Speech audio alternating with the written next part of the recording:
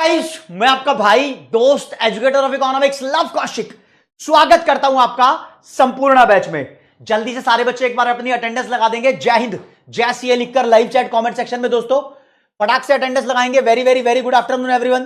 उम्मीद करता हूं सारे बच्चे एकदम जबरदस्त जबराट होकर ओके रिपोर्ट होकर पूरी एनर्जी के साथ क्लास में आए हैं। आज की क्लास में देख रहे हो, आज की क्लास में दोस्तों चैप्टर नंबर 9 ही आपका चल रहा है। बहुत दिनों से चल रहा है। थक गए होंगे तुम, तो ये थकावट आपकी दूर कर देते हैं। लेक्चर नंबर 6 में चैप्टर 9 को कर देंगे स्वाहा। बोलेंगे स्वाहा मतलब फिनिश। जल्दी आ जाओ, आलस मत करो, फटाक से बच्चे आएंगे जल्दी। हाँ जी, जल्दी जल्दी जल्दी बच्चे आएंगे। ठीक है दोस्त, चलो जी। आज शाम को 7 बजे दोस्तों सीयूईटी बैच लॉन्च है, कॉमर्स वाला बाय पीडब्ल्यू चैनल पे। आप अपने दोस्तों को बताना चाहो तो बता देना। यूनिट 4 के फैजल शेख नोट्स आ जाएंगे। मैंने तो बोल दिया, आ गए भाई, आ गए। यूनिट 4 के शॉर्ट नोट्स आपके पास आ गए हैं। शॉर्ट नोट्स आ गए हैं आपके पास, ठीक है। अच्छा, आदित्य श्रीवास्तव कह रहे हैं सर दे दनादन सीरीज की पीडीएफ नहीं मिली है। Let me talk to the authorised person. मैं बात करता हूं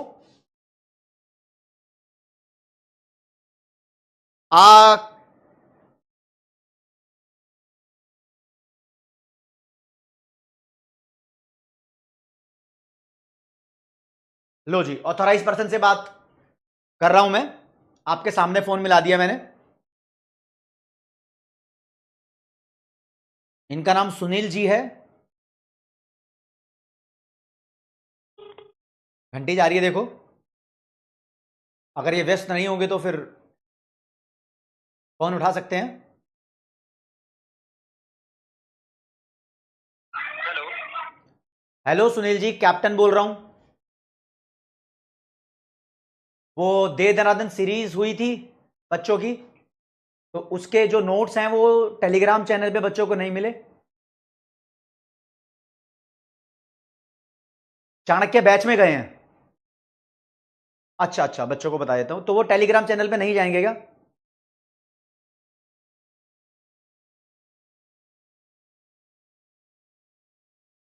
अच्छा अच्छा अच्छा, तो चाणक्य 2.0 बैच है क्या? ठीक है सुनील जी, ठीक है Sunil ji, thank you so much. तो बच्चों ये जो नोट्स थे दे दनादन सीरीज के, ये चाणक्य 2.0 बैच है। ऐप में वहां पर भी अवेलेबल है, आप वहां से कर सकते हो, ठीक है। सर जी होमवर्क दिए थे एमसीक्यू के, वो भी अभी नहीं मिले। देखो, बच्चा बोल रहा है कैप्टन डाउट, कैप्टन डाउट। अरे वो सीन क्यों कर रहे हो, खेल रहे हो क्या मेरे साथ? ठीक है, ऐप में है, अरविंद ने बोल दिया ऐप में है, ठीक है। तो वहां पर आपको मिल जाएंगे। और एक बार देख लेते हैं भाई, फैजान भाई ने भी बोल दिया। तुम क्या डाउट पूछ रहे हो? सर मेरे कजन है जिनका आईसीआई के इंटरनल अफेयर से कांटेक्ट है, उनके अकॉर्डिंग पेपर डिफिकल्ट आएगा इस बार, क्योंकि इंस्टीट्यूट पासिंग परसेंटेज मेंटेन करना चाहती है। केन भाई क्यों बच्चों को डरा रहा है? देखो भाई साहब, पासिंग परसेंटेज मेंटेन करना चाहती है आईसीआई, तो उस चक्कर में तुम्हारा सही आंसर गलत कभी नहीं कर देगी। Point number 1। और सीए फाउंडेशन में ऐसा कोई चक्कर नहीं है। जून ही एक्सेप्शन है जहां पर इतना कम रिजल्ट आया था, और पेपर तुम्हारा लेवल वाला ही आएगा। तुम लेवल की तैयारी करके रखो यार। ऋषभ भाई दे दनादन से कॉन्फिडेंस आ जाएगा, टेंशन मत लो। हर जगह मोह मोह हो रहा है कढ़ाई पनीर, तो आप कढ़ाई पनीर नहीं राजमा चावल बन जाओ। क्या कर रहे हो यार? एक बार मुझे थम्स अप का इशारा दे दो, मैं ये वाली यूनिट स्टार्ट करना चाहता हूं। आज की क्लास में आपका चैप्टर नंबर 9 स्टार्ट हो जाएगा। कल की क्लास में हम चैप्टर नंबर 10 करेंगे, ठीक है। थोड़ी वॉइस इंक्रीज कर दूं, तेजस भाई बोल रहे हैं थोड़ी सी वॉइस इंक्रीज कर दो।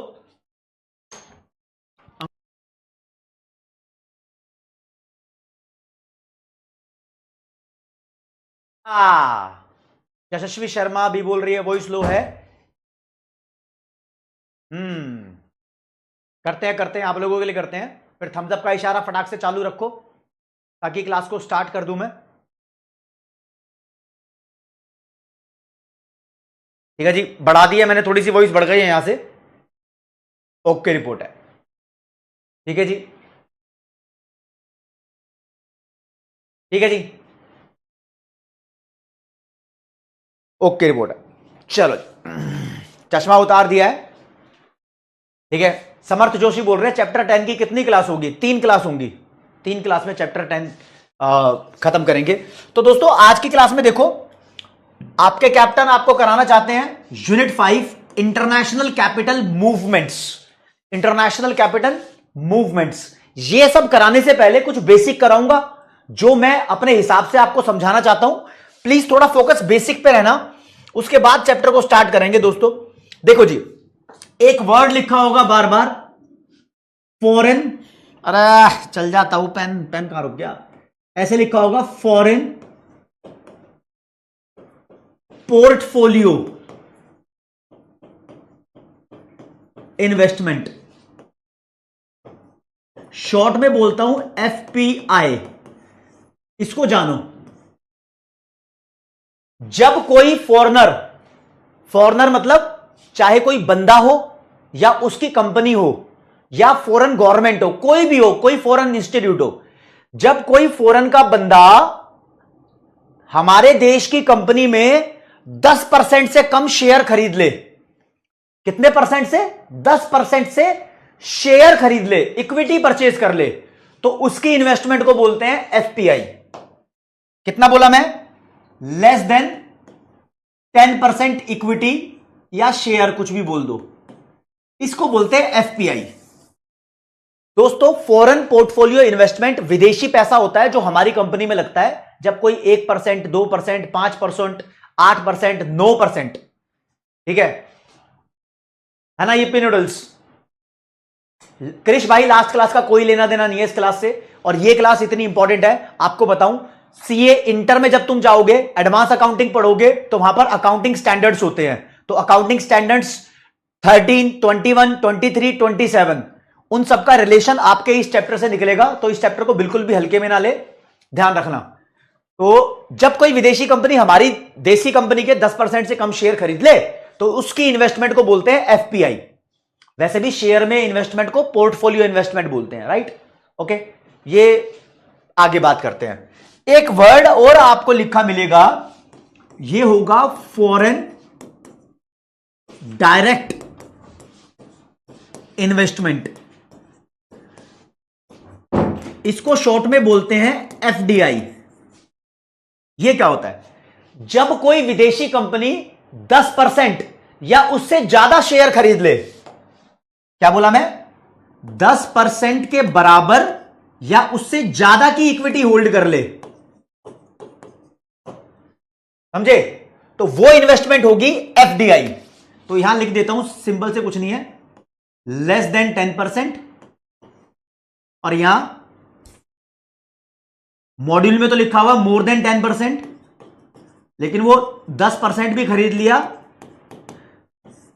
तो आपने समझ लिया कि फॉरेन डायरेक्ट इन्वेस्टमेंट क्या होती है। जब कोई विदेशी बंदा या गवर्नमेंट या कोई कंपनी हमारे देश की कंपनी में 10% या उससे ज्यादा शेयर खरीद रही है तो उसके इन्वेस्टमेंट को बोलेंगे एफडीआई। तो इन्वेस्टमेंट का ही फर्क है दोस्तों, बस ये जानना है कि एफडीआई करके कोई हमारे देश की कंपनी में सब्सटैंशियल कंट्रोल हासिल करना चाहता है। क्या कंट्रोल? भाई साहब 10% शेयर बहुत ज्यादा सिग्निफिकेंट होते हैं। तो ये ओईसीडी एक इकोनॉमिक अफेयर की ऑर्गेनाइजेशन है, उसके द्वारा दी गई डेफिनेशन है। वो बोलते हैं 10% से ज्यादा अगर शेयर खरीद लिए जाते हैं, इसका मतलब तुम बहुत मेजर कंट्रोल धीरे धीरे करके हासिल करना चाहते हो, ठीक है। अकाउंटिंग स्टैंडर्ड्स में पढ़ाया गया है दोस्तों, अगर तुम किसी कंपनी में 51% से ज्यादा शेयर खरीद लेते हो तो वो आपकी सब्सिडियरी कंपनी बन जाती है, मतलब ओनरशिप आपको हो गई। मान लो कि टेस्ला ने मारुति में 51% शेयर खरीद लिए तो बोलेंगे मारुति टेस्ला की सब्सिडियरी बन गई, और टेस्ला को बोलेंगे होल्डिंग कंपनी। अकाउंट्स में पढ़ेंगे इसको, राइट? ओके। और अगर तुम 20% से ज्यादा शेयर खरीदते हो, देखो जी 20% से, मान लो किसी फॉरेन कंपनी ने इंडिया की कंपनी में 20% से ज्यादा शेयर खरीद लिए, 21%, 22%, वो 20 से 50 के बीच में होने चाहिए, तो उसको बोलेंगे एसोसिएट कंपनी। ये वर्ड मैं यूज करूंगा, समझ रहे हो, लेकिन ये 20%, 51% जैसी चीजें तुम्हारे मॉड्यूल में एक्सप्लेन करके नहीं दी हुई है, लेकिन बहुत बेसिक बेसिक बात है। तो अब ध्यान रखना कि आपको करना क्या है। अगर विदेशी बंदों का, विदेशी परिंदों का हमारे देश में सट्टा खेलने का मकसद है, सट्टा मतलब सिर्फ शेयर में ऐसी उछाल कर रहे हैं, सट्टा खेल रहे हैं, स्पेकुलेशन कर रहे हैं, क्या कर रहे हैं, स्पेकुलेशन, तो इस मकसद से वो एफपीआई करते हैं। लेकिन वो हमारे देश में कोई किसी कंपनी पे ओनरशिप लेना चाहते हैं, सब्सटेंशियल कंट्रोल करना चाहते हैं, लॉन्ग टर्म के लिए फ्यूचर देख रहे हैं, लॉन्ग टर्म धंधा देख रहे हैं, तो भाई साहब वो एफडीआई करते हैं। तो हम ये कहते हैं एफडीआई से डर नहीं लगता साहेब, एफपीआई से लगता है। विदेशी पैसा कभी भी आ जाएगा, कभी भी चला जाएगा, वो एफपीआई होता है। एफडीआई तो मस्त पैसा होता है, हमारे देश में लग गया तो लंबे समय तक लगा रहेगा, मकसद इनका लंबा ही होता है, ठीक है। युगांक सिंह ने तो बता दिया, सेक्शन 2 क्लोज 6 एसोसिएट कंपनी, वाह वाह, लॉ में है, करण ने बोल दिया, लेकिन ये एडवांस अकाउंटिंग में उसकी एंट्रीज वगैरह तुम पढ़ोगे आगे, लॉ में भी होगा, ठीक है, कोई बात नहीं। तो इसके हिसाब से स्टार्ट करते हैं दोस्तों। पहला जो वर्ड तुम्हें सीखना है, अब आ रहा हूं मैं मॉड्यूल पे, ये बेसिक बेसिक मैंने बातें बता दी, अब आ रहा हूं मॉड्यूल पे। मॉड्यूल में एक वर्ड यूज किया है फॉरेन कैपिटल। फॉरेन कैपिटल क्या होता है भाई साहब? फॉरेन कैपिटल का मतलब होता है विदेशी पैसा, विदेशी पैसा। जब फॉरेन कंट्री का पैसा हमारे देश में आता है तो उसके पैसे को बोलते हैं फॉरेन कैपिटल। अब विदेशी पैसा हमारे देश में कैसे आता है? बहुत सारे तरीके से आ सकता है। क्या पता कोई फॉरेन कंट्री हमें डोनेशन दे रही हो, हमारी हेल्प कर रही हो, या हमारे पास इन्वेस्टमेंट कर रही हो, बहुत सारे तरीके हैं। तो वो तरीकों से स्टार्ट करना है कि कौन कौन से तरीके हैं कि विदेशी पैसा हमारे देश में आता है। उसमें से एक तरीका इन्वेस्टमेंट भी है, जो मैंने पहले आपको बता दिया, फिर अपने हिसाब से देखते हैं। तो foreign capital basically inflow of foreign money into India, right. तो आ जाते हैं अपने लेवल पे। द टर्म फॉरेन कैपिटल, इसका मतलब क्या है? ये बहुत डिटेल्ड, कॉम्प्रिहेंसिव का मतलब क्या होता है? डिटेल्ड, बहुत डिटेल्ड टर्म है, जिसका मतलब होता है inflow of capital into home country from abroad. Home country मतलब इंडिया, डोमेस्टिक कंट्री, जो पैसा हमारे देश में आए, इसको लिखना चाहिए था, है ना? हाँ नीलेश भाई, तुम तो आगे की बातें करने लग गए हो, ठीक है, बिल्कुल बिल्कुल। अब मैं ही कर देता हूं स्टार्ट। देखो जी, कुछ टाइप्स ऑफ फॉरेन कैपिटल होते हैं। कौन सा रंग यहां पर इस्तेमाल करें? व्हाइट कलर, हाँ जी। कुछ टाइप्स ऑफ फॉरेन कैपिटल दिए हुए मॉड्यूल के अंदर, टाइप्स ऑफ फॉरेन कैपिटल, कि फॉरेन पैसा हमारे पास कैसे आता है। एक होता है फॉरेन एड, पेन का कलर थोड़ा पतला कर लेते हैं, हाँ जी। फॉरेन एड और असिस्टेंस, इसका मतलब एड और असिस्टेंस सेम बात है, इसका मतलब होता है हेल्प। हेल्प, कोई देश हमारी हेल्प कर रहा है, हम करते हैं, हमारी भी कोई करता है, ठीक है। तो दोस्तों यहां पर क्या होता है, फॉरेन कंट्री से हेल्प आ रही है, ये बायलेटरल हेल्प हो सकती है। कैसी हो सकती है? बायलेटरल हेल्प, दो तरफा हेल्प। जैसे कि इंडिया और चाइना के अंदर हो रखा है, इंडिया बोलता है हम कभी कभी तुम्हारी हेल्प करेंगे, जरूरत के टाइम पे कभी कभी तुम हमें पैसा दे देना। तो दो देश जब एक दूसरे की हेल्प कर रहे होते हैं, तो this kind of help is called bilateral help, ठीक है। पैसा दे रहे हैं एक दूसरे को, तो दिस इज बायलेटरल और डायरेक्ट इंटर गवर्नमेंट ग्रांट। ये दो देशों की सरकार के बीच में फ्री का चंदन घिसा जाता है, ओके। एक होती है मल्टीलेटरल एड। मल्टीलेटरल एड का मतलब होता है, देखो आपको बताता हूं, एक है वर्ल्ड बैंक। वर्ल्ड बैंक के अंदर जितने भी देश हैं, मान लो ये वर्ल्ड बैंक है, इसके अंदर बहुत सारे मेंबर कंट्री ने, जो भी वर्ल्ड बैंक के मेंबर हैं, एक बहुत सारा पैसा इकट्ठा किया हुआ है, बहुत सारा पैसा। ये कहता है जिसको भी जरूरत है हेल्प की, उसको दे दो। तो मल्टीलेटरल मतलब बहुत सारे देशों ने एक देश की हेल्प करी है, कर देते हैं भैया, कहीं प्रॉब्लम होती है तो, ठीक है जी। अगली है tied aid with stipulation. Stipulation का मतलब होता है शर्त, कंडीशन। जैसे कि मान लो इंडिया नेपाल की हेल्प कर रहा है, तो इंडिया ने टाइड कर दिया, उसको टाई कर दिया, मतलब बांध दिया। इंडिया ने बोला हम तुम्हें पैसा दे रहे हैं, इस पैसे से सिर्फ तुम गरीबों को खाना खिलाओगे, तो टाइड कर दिया भाई साहब। जब तुम किसी को प्रॉमिस के बंधन में बांध दो, पैसा देके बोलो इस पैसे का इस्तेमाल तुम्हें सिर्फ इस पर्पस के लिए करना है, तो ये वाला टाइड विद स्टिपुलेशन हो गया। अब दूसरा होता है untied without stipulation. Untied aid है विदाउट स्टिपुलेशन, मतलब कोई कंडीशन नहीं है। अपने ने नेपाल को पैसे दिए हैं, बोला है तुम जैसे मर्जी खर्चो, गरीबों को खिलाओ, भ्रष्टाचार कर लो, वो कोरोना की वैक्सीन बना लो, कैसे भी कर लो, पैसा तुम्हें दे दिया, तुम्हारी हेल्प कर दी, अब तुम उसका साम दाम दंड भेद किसी भी तरीके से खर्चना चाहो उस तरीके से खर्च लो, कोई टर्म्स एंड कंडीशन नहीं है।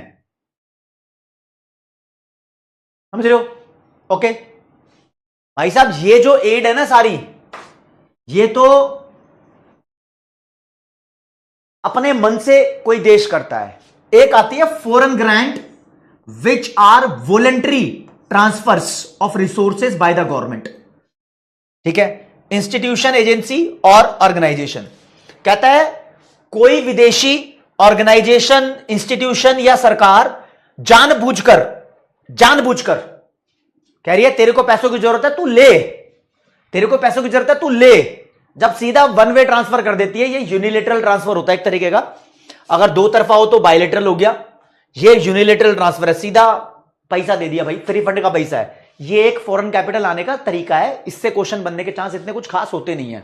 फिर होता है कि गिड़गिड़ा लो किसी के सामने, उधार मांग लो, उधार मांगने से भी फौरन पैसा आ जाता है। जब गवर्नमेंट एक दूसरे को लोन देती है तो वो डायरेक्ट इंटर लोन होते हैं। जब government IMF, ADB, world bank जैसे इंटरनेशनल इंस्टीट्यूट से उधार मांग लेती है, लोन मांग लेती है, तो भी हमारे देश में पैसा आ जाता है। एक लिखा है सॉफ्ट लोन, ये समझाने की जरूरत है। होता है ना, एक लड़के को दूसरे लड़के ने चाटा मार दिया, हल्का सा भी मारा है ना तो बोलेगा भाई तूने थप्पड़ मारा है, अब मैं इसका बदला लूंगा तुझसे। जब कोई लड़की चाटा मार देती है ना, ओए होए ऐसे कर देता है वो, किसी और की बात बता रहा हूं, तो उसको लगता है कि लड़के का थप्पड़ सॉफ्ट है, चाहे उसने कितना भी तेज मारा है। तो दोस्त, लोन भी दो तरीके के होते हैं, हार्ड लोन और सॉफ्ट लोन। मतलब जो नॉर्मल लोन होता है उसकी बात नहीं कर रहा, जब आपसे बहुत ज्यादा इंटरेस्ट चार्ज किया जाए तो आपको हार्ड लोन दिया जा रहा है, यह फायदा उठाने की बात होती है। जब आपको लोन दिया जाए बहुत कम इंटरेस्ट रेट पे, तो यह सॉफ्ट लोन होता है। समझे? कोई नहीं पिघला, कैप्टन नहीं पिघलता, कैप्टन सख्त है। ठीक है, कैप्टन पिघलने वाली सिर्फ बातें करता है। ठीक है, तो सॉफ्ट लोन का मतलब हो गया बहुत कम इंटरेस्ट रेट पर तुम्हें बोरोइंग मिल जाएगी। ठीक है, अगला आ गया एक्सटर्नल कमर्शियल बोरोइंग। ये बिजनेस लोन होते हैं। हमारे देश के अडानी अंबानी फॉरेन कंट्री से बिजनेस के लिए लोन ले ले तो पैसा आ जाएगा।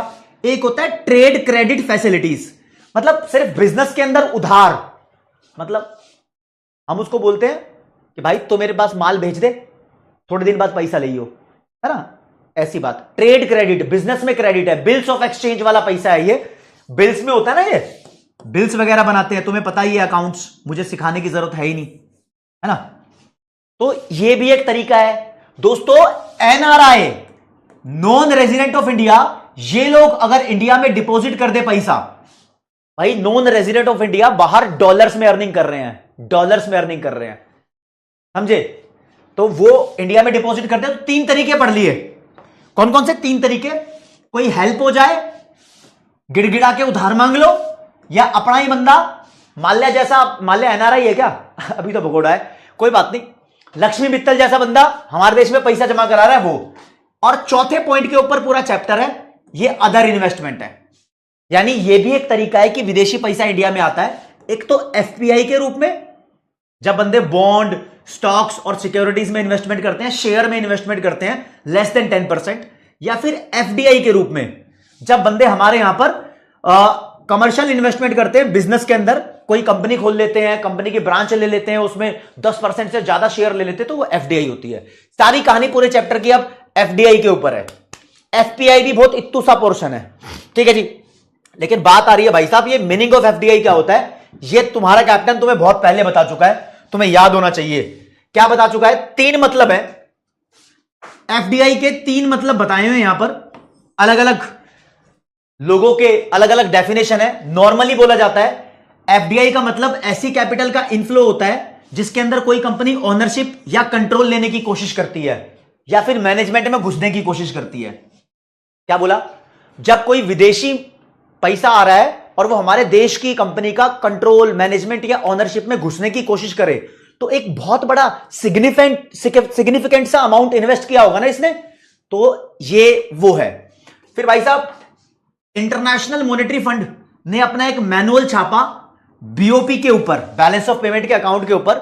उन्होंने एफडीआई की डेफिनेशन में बताया है कि भाई साहब एक ऐसा पैसा, यानी ऐसी सारी इन्वेस्टमेंट जिसके अंदर लॉन्ग टर्म रिलेशंस बनाने की बात की गई है, जिसके अंदर लास्टिंग इंटरेस्ट बनाने की बात की गई है, यानी लंबे समय तक कोई विदेशी कंपनी इंडिया के साथ रिश्ता बनाना चाहती है, जिसके अंदर कोई कंट्रोल लेने की बात की है कंपनी के अंदर, तो ऐसे इन्वेस्टमेंट को एफडीआई कहा जाएगा। देखो दोस्तों, आपको बताता हूं कौन कौन सी इन्वेस्टमेंट है। एक का नाम तुमने सुना होगा, बजाज आलियांज। तुम्हें पता है बजाज इंडिया की है, आलियांज विदेशी कंपनी है। तो आलियांज बहुत लंबे समय से बजाज के साथ है, बजाज आलियांज, ठीक है। आलियांज और बजाज एक साथ है इंश्योरेंस के मामले में। एचडीएफसी नहीं, आईसीआईसीआई प्रूडेंशियल यूरोप की कंपनी है, वो बहुत समय से आईसीआई के साथ है इंश्योरेंस के मामले में। एक आईसीआईसीआई लोम्बार्ड है, लोम्बार्ड भी फॉरेन की कंपनी है, बहुत समय से है, तो लॉन्ग टर्म तक धंधा करना चाहते हैं, लंबे समय तक, ठीक है। फिर बीच में आते हैं, आईएमएफ ने अपने मैनुअल के बाद डेफिनेशन को स्वीकार कर लिया। आईएमएफ और ओईसीडी, जब मैं इकोनॉमिक्स ऑनर्स में था ना, तो ओईसीडी के ही आर्टिकल्स पे सबसे ज्यादा विश्वास होता है। कहते हैं इकोनॉमिक्स के लिए ये जो छापता है वही विश्वसनीय है। इसके फुल फॉर्म है the organisation for economic cooperation and development. IMF और ओईसीडी, इन्होंने डिफाइन किया है ऐसी कोई भी इन्वेस्टमेंट जिसके अंदर मोर देन 10% शेयर्स ले लिए गए हो, जिसके अंदर मोर देन 10% शेयर्स खरीद लिए गए हो, मतलब इक्विटी हासिल कर ली गई हो, वो इन्वेस्टमेंट एफडीआई है। हाँ यार, पहली कंडीशन ये है 10% से ज्यादा तुम शेयर खरीद लेते हो, कोई फॉरेन बंदा हमारे देश की कंपनी के शेयर खरीद ले, तो वो लॉन्ग टर्म रिलेशन ही बनाना चाहता है, बहुत मोटा पैसा लग चुका है, ठीक है। तो वो चाहता ही है ओनरशिप, कंट्रोल और मैनेजमेंट में इन्वॉल्व होना, तो ऐसी इन्वेस्टमेंट को एफडीआई बोलते हैं। और भाई एक बात बताओ, ये एफडीआई कैसे कैसे हो सकती है? एफडीआई के कंपोनेंट्स दिए हुए हैं। एक तो आप हमारे देश में इक्विटी कैपिटल परचेज कर लो, मतलब अगर विदेशी कोई बंदा हमारी कंपनी के शेयर्स परचेज कर ले, शेयर्स को ही बोलते हैं इक्विटी, तो ऐसे हो सकती है। Yes yes yes yes. देखो आपको बताता हूं, इस इलोन चाचा ने कुछ पैसा इंडिया में लगाया, मान लो 10 खोखा किसी कंपनी में एफडीआई के तौर पे। अब इस 10 खोखा से ये प्रॉफिट जनरेट कर रहा है, मान लो इसको एक खोखे का प्रॉफिट हो रहा है, तो यार ये कह रहा है इलॉन चाचा कह रहे हैं कि हम ये पैसा ले ही नहीं रहे तुमसे, ये पैसा भी दोबारा इन्वेस्ट कर देते हैं। तो दूसरा दिया हुआ है यहां पर एफडीआई के कंपोनेंट में री इन्वेस्टेड अर्निंग। इसका मतलब ये होता है जो तुम एफडीआई से पैसा कमा रहे हो, इसको वापस इंडिया में ही लगा रहे हो, लेके कुछ नहीं जा रहे, आप पैसा लगाते जा रहे हो, दे दनादन इन्वेस्टमेंट बढ़ाते जा रहे हो, ठीक है जी। और तीसरी इन्वेस्टमेंट दी हुई है other direct capital in the form,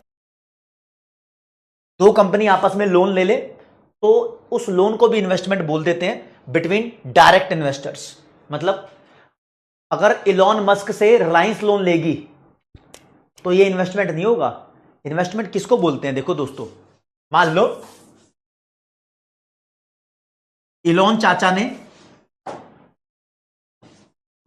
चाचा ने मारुति में एफडीआई कर ली, 10% से ज्यादा शेयर खरीद लिए, एफडीआई कर ली।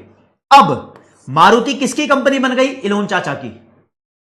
मान लो इन्होंने खरीद लिया भाई साहब 60% शेयर, तो बेसिकली सब्सिडियरी बन गई। एग्जांपल दे रहा हूं, तो मारुति अब इलॉन चाचा से लोन मांगेगी तो बोलते हैं इंटर कंपनी लोन हो गया, आखिर ये भी तो इसकी ही कंपनी है।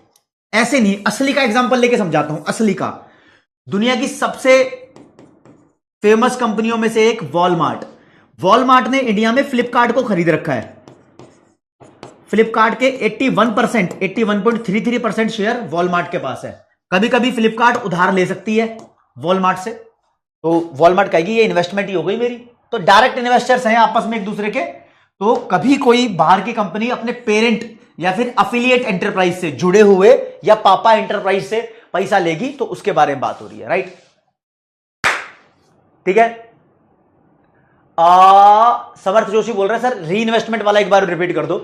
दोस्तों इसका मतलब है, ये वैसे तो उस चंदू को देना भी नहीं चाहिए था मॉड्यूल में, कैसा घटिया पॉइंट बनाता है। ठीक है रवि शर्मा भाई बहुत बढ़िया। देखो अगर किसी विदेशी बंदे ने इंडिया में पैसा लगाया, इक्विटी खरीदी 10% से ज्यादा, तो ये इक्विटी कैपिटल हो गई। अब इस इक्विटी से वो पैसा जनरेट करता है, अर्निंग तो करता होगा, उस अर्निंग को दोबारा इंडिया में री इन्वेस्ट कर दे, प्रॉफिट को री इन्वेस्ट कर रहा है, तो ये भी एक एफडीआई करने का तरीका ही हो सकता है। ठीक है ओके चलो जी आगे। एफडीआई कौन कौन कर सकता है, तो ये अधिकार किन किन लोगों पे है? कोई विदेशी बंदा एफडीआई कर सकता है, ठीक है, कोई विदेशी प्राइवेट एंटरप्राइज या पब्लिक एंटरप्राइज, सरकारी और प्राइवेट कंपनी कोई भी कर सकती है, ठीक है, चाहे वो कॉर्पोरेटेड हो या अनइनकॉर्पोरेटेड हो, कोई फर्क नहीं पड़ता, या फिर ग्रुप ऑफ इंडिविजुअल या एसोसिएटेड ग्रुप ऑफ एंटरप्राइज भी इन्वेस्टमेंट कर सकते हैं। विदेशी गवर्नमेंट एजेंसी होती है वो भी इंडिया में एफडीआई कर सकती है, या फिर इन सब में से किसी का भी कॉम्बिनेशन इंडिया में एफडीआई कर सकता है। हाँ यार कोई आतंकवादी थोड़ी इन्वेस्टमेंट करेगा, सिंपल सी बात है, ये तो नॉर्मल लीगल एंटिटीज हैं, ये लोग इंडिया में एफडीआई करेंगे। आतंकवादी का नाम तो वैसे भी नहीं सोच रहे होंगे तुम, ठीक है। लेकिन दोस्तों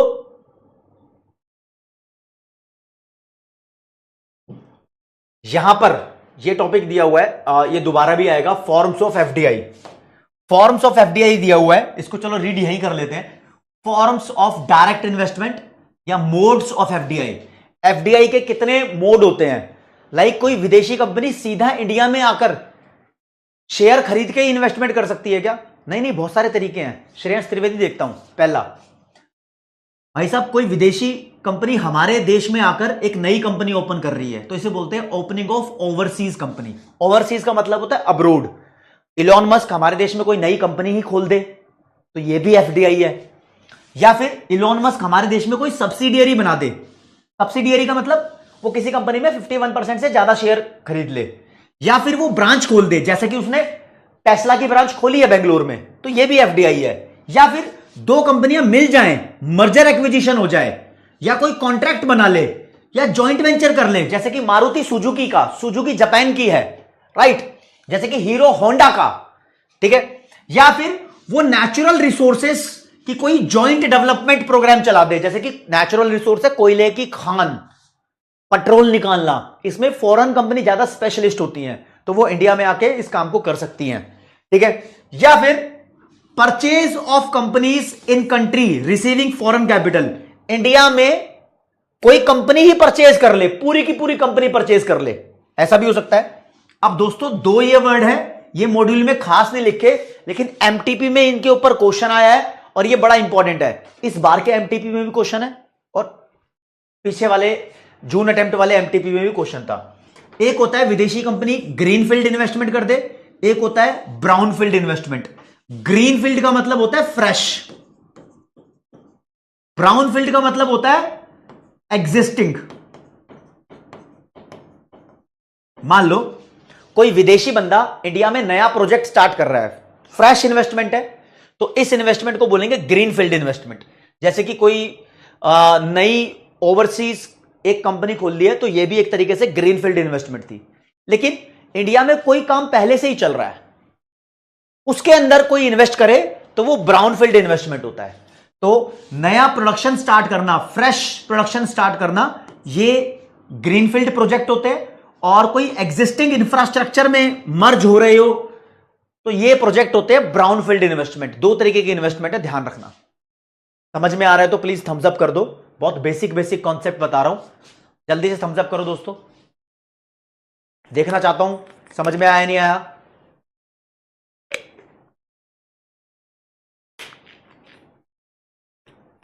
बहुत आसान टॉपिक है यार।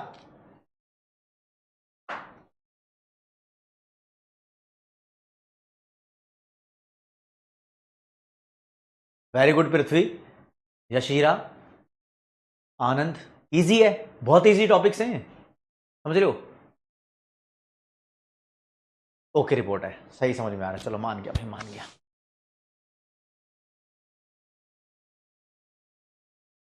ठीक है जी, ओके जी।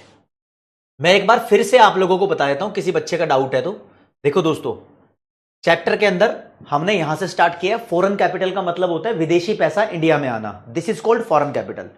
फॉरेन कैपिटल के बहुत सारे हमारे पास टाइप्स हो सकते हैं। फ्री फंड में मदद मिलना, कोई पैसा दे दे और वापस ना मांगे, तो ऐसे पैसे को फॉरेन एड और असिस्टेंस बोलते हैं। अगला, हम उधार मांग सकते हैं किसी से, तो ये बोरोइंग है। कोई एनआरआई हमारे देश में पैसा डिपॉजिट करके रखा है बैंक अकाउंट खुलवा के, तो भी फॉरेन पैसा हमारे पास आ रहा है। या फिर कोई विदेश से हमारे देश में इन्वेस्टमेंट कर दे। इन्वेस्टमेंट दो तरीके की है, एफपीआई और एफडीआई। ये सब तरीके हैं, ये ऐसे झाऊमाऊ तरीके से बताए हैं, मेनली यही वाला तरीका इंपॉर्टेंट है। अब यहां पर बात आती है कि एफडीआई का मतलब क्या होता है। एफडीआई का मतलब है जब कोई विदेशी बंदा हमारे देश में किसी कंपनी का 10% या उससे ज्यादा शेयर खरीद ले, ताकि उसको कंट्रोल मिल सके, वो मैनेजमेंट को कंट्रोल करने में अपना कंट्रीब्यूशन दे सके, वो हमारे देश की कंपनी के अंदर इन्वॉल्व हो सके। अगर कोई विदेशी बंदा 10% से कम शेयर खरीद रहा है इंडियन कंपनी के, तो उसकी इन्वेस्टमेंट को बोलेंगे एफपीआई। ठीक है, उसकी इन्वेस्टमेंट को बोलेंगे एफपीआई। ठीक है जी, इस बात को ध्यान रखना। अब एफडीआई के 3 कंपोनेंट है। जब विदेशी पैसा इंडिया में आता है, या तो वो शेयर्स की फॉर्म में आता है, या फिर मतलब शेयर परचेज करते हैं विदेशी लोग, या जो शेयर से पैसा कमा लिया उस पैसे को, यानी अपने डिविडेंड को, प्रॉफिट को दोबारा इन्वेस्ट करके एफडीआई कर रहे होते हैं, या फिर दो कंपनीज आपस में एक दूसरे के साथ इन्वेस्टमेंट कर रही होती है। ठीक है, दो कंपनीज मतलब इनका ताल्लुकात होता है। ठीक है, इतनी सी बात है दोस्त मेरे। अब आ जाते हैं आपको एफडीआई की कैटेगरी। एफडीआई की बहुत सारी कैटेगरी है। एफडीआई में भी categorised as horizontal agreement, vertical agreement, conglomerate agreement और टू वे डायरेक्ट एग्रीमेंट। बड़े इंपॉर्टेंट है, अब देखना मेरी बात ध्यान से। देखो जी, बात कर रहे हैं समोसे के बिजनेस पे। यूएसए में रहती है प्रिया, ये बनाती है समोसे। इसने इंडिया में भी समोसे बनाने स्टार्ट कर दिए, तो ये सेम कैटेगरी में इसने इन्वेस्टमेंट कर दी। ऐसी इन्वेस्टमेंट को बोलते हैं हॉरिजॉन्टल एफडीआई। समोसे वाली समोसा ही बना रही है, समझे? चलो जी, अब आते हैं। प्रिया यूएसए में समोसे बनाती है, समोसे बेचती है, लेकिन इंडिया में उसने पैसा लगाया आलू के खेत में, रॉ मटेरियल पोटैटो में पैसा लगाया, पोटैटो। तो उसने अपने प्रोडक्ट का, समोसे में आलू डलता है ना, तो रॉ मटेरियल में पैसा लगाया, तो उसके प्रोडक्ट के अंदर की चीज में पैसा लगाया है। इसको बोलते हैं वर्टिकल एफडीआई। समझे? अब प्रिया यूएसए में समोसे का धंधा कर रही है, बिजनेस कर रही है। अब इंडिया के अंदर अगर वो पैसा लगाती है छोले भटूरे में, तो उसने अपना सेगमेंट चेंज कर दिया ना, तो इसको बोलते हैं कॉन्ग्लोमेरेट एफडीआई। कॉन्ग्लो,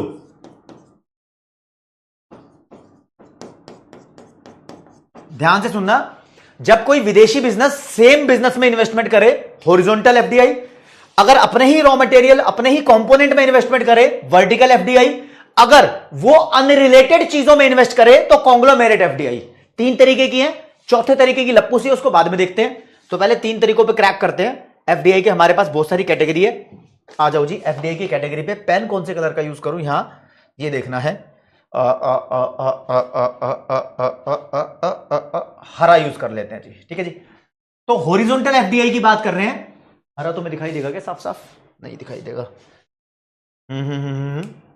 लाल ही कर देते हैं। हाँ, हॉरिजॉन्टल का मतलब जब कोई same type of business operation में इन्वेस्ट करे।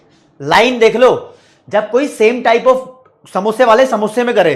ठीक है, वर्टिकल इन्वेस्टमेंट का मतलब क्या होता है? जब वो अपनी मेन बिजनेस एक्टिविटी, क्या लिखा हुआ है देखो दोस्तों, जब कोई विदेशी मेन बिजनेस एक्टिविटी है उससे रिलेटेड कुछ इंडिया में एक्वायर कर ले, तो लिखा है व्हेन द इन्वेस्टर इस्टैब्लिश और अक्वायर, या तो इस्टैब्लिश कर ले या खरीद ले एक ऐसी business activity which is different from investors main business activity, yet in some way but supplement its major activity.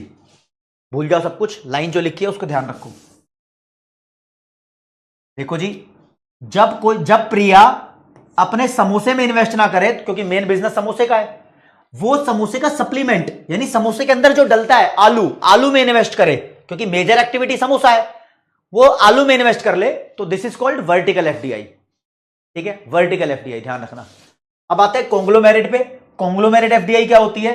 ये ऐसी फॉरेन इन्वेस्टमेंट है जिसमें अनरिलेटेड बिजनेस में इन्वेस्ट हो रहा है। एग्जिस्टिंग बिजनेस जो है प्रिया का, उसको छोड़ दो, उसके अलावा किसी और चीज में इसका प्रिया को यानी इन्वेस्टर को कोई भी प्रीवियस एक्सपीरियंस नहीं है। प्रिया को एक्सपीरियंस नहीं है छोले भटूरे का, उसको सिर्फ एक्सपीरियंस है समोसे का। समझ रहे हो? हाँ, ओके, रिपोर्ट है। चलो जी, इतनी बात हो गई। अब ये चौथा लपड़लप्पू टू वे डायरेक्ट इन्वेस्टमेंट अलग से दिया हुआ है मॉड्यूल में, ऐसे 3 कैटेगरी नहीं बनाई हुई है, मैंने इसको यहीं पर डाल दिया। कहता है ये रेसिप्रोकल इन्वेस्टमेंट होती है। रेसिप्रोकल का मतलब दो सरकार आपस में कमिटमेंट करती है। अमेरिका कहता है हम इंडिया में इन्वेस्टमेंट करेंगे, इंडिया कहता है हम अमेरिका में इन्वेस्टमेंट करेंगे, ऐसा टू वे। ठीक है, तो these are the reciprocal investment in countries between the countries आना था। तो ये some industries are more advanced in one nation.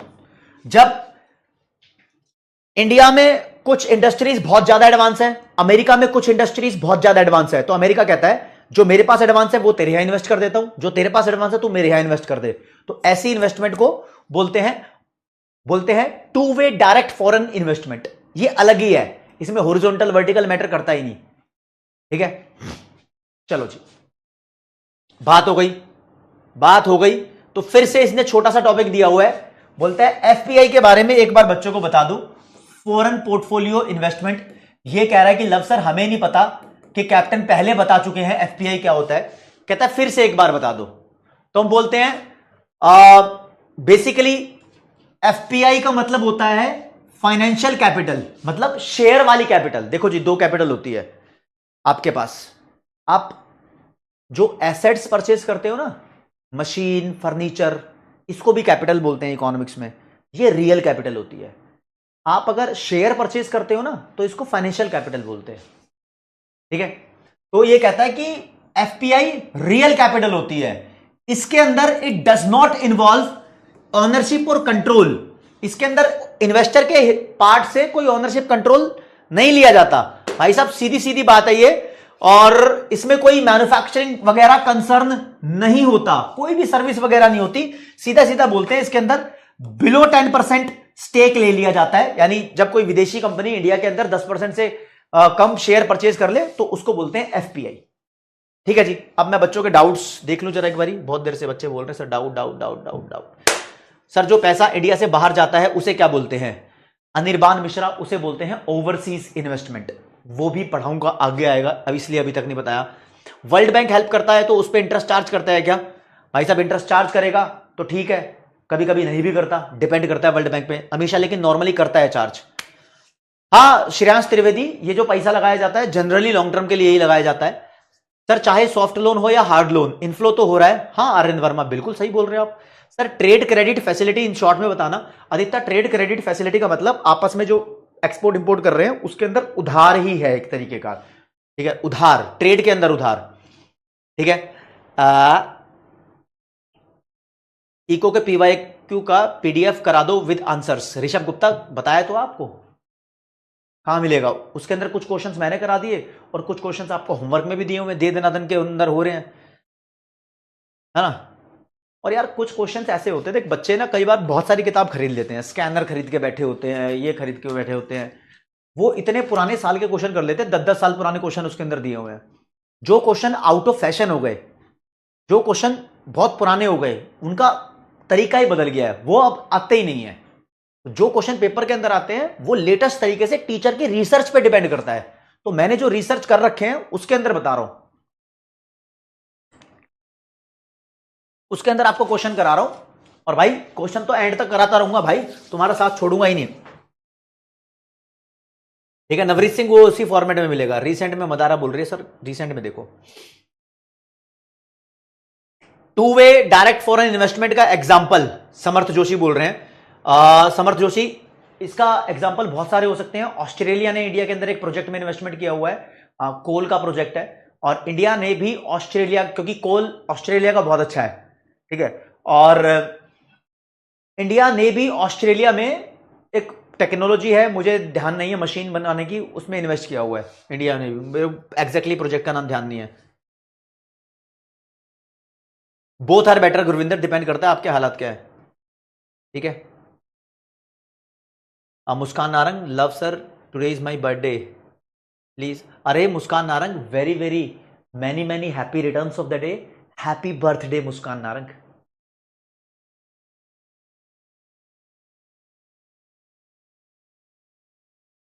Bikki Yadav बोल रहे हैं सर वाईटी पे वन शॉट ऑल चैप्टर का अपलोड कर दो ना। बिक्की यादव, वन शॉट चाणक्य 2.0 का अपलोड किया हुआ है।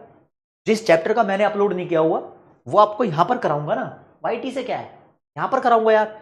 वहीं करा दिया तो मैंने सारे बच्चे कर लेंगे ना, समझे, यहां कराऊंगा। कुछ कुछ चीजें वाईटी पे करा देते हैं।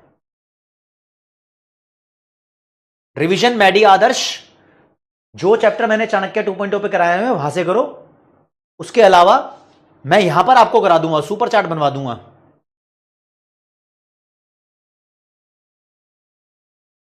ठीक है पृथ्वी, ठीक है जी, ओके रिपोर्ट है। आगे बढ़ते हैं दोस्त। तो ये एफपीआई था, एक छोटा सा डिफरेंस दिया हुआ है एफडीआई और एफपीआई में। यहां पर लिखा है एफडीआई, यहां पर लिखा है एफबीआई। कहते हैं एफडीआई के अंदर क्रिएशन ऑफ फिजिकल एसेट्स होता है, इसका मतलब कोई ना कोई कंपनी क्रिएट हो सकती है, विदेशी बंदा इंडिया में आके कोई कंपनी क्रिएट कर सकता है, मशीन क्रिएट कर सकता है। देखो फिजिकल एसेट का मतलब होता है कंपनी क्रिएट करना, फर्नीचर, मशीन, कुछ भी। विदेशी पैसा आएगा तो उससे कुछ ना कुछ खरीदा जाएगा। लेकिन एफपीआई का मतलब सिर्फ शेयर में पैसा लगाना होता है, फाइनेंशियल, है ना। एफपीआई हमारी शॉर्ट पीरियड के लिए होती है, शॉर्ट टर्म इंटरेस्ट होते हैं यहां पर। ये लॉन्ग के लिए होती है, लॉन्ग टर्म इंटरेस्ट होता है यहां पर। अब दोस्तों, अगर कोई विदेशी कंपनी इंडिया में एफडीआई कर लेती है ना, मान लो उसने लगा दिया भाई साहब अरबों रुपया, तो एकदम से वो विड्रॉ नहीं कर सकती। विड्रॉ करने में बहुत सारी कंडीशंस होती हैं, एकदम से इतना सारा पैसा विड्रॉ नहीं हो सकता, तो relatively it is difficult to withdraw. लेकिन जब तुम किसी कंपनी के 10% से कम शेयर खरीदते हो तो it is very easy to withdraw. ऐसा कैसा, डिफिकल्ट और इजी कैसा? अब मेरी बात समझो अंबर गुप्ता, एक बात समझना। देखो किसी विदेशी कंपनी ने मेरी कंपनी में 10% से ज्यादा शेयर खरीद लिए, ठीक है जी, का मतलब बहुत मोटा पैसा लगाया हुआ है। अगर वो विदेशी कंपनी अभी बोले 1 घंटे में मुझे मेरे पैसा चाहिए, तो मैं दूंगा क्या उसको? अरे मैं क्यों दूंगा भाई? अरे उसका पैसा निकलते ही मेरी कंपनी बर्बाद हो जाएगी, 10% पोर्शन खराब हो जाएगा। तो पहले ही बोल देते हैं, देख तेरा इतना मोटा पैसा लगा हुआ है, एकदम से तू नहीं निकाल सकता, तेरे निकालते ही कंपनी बर्बाद है, समझे।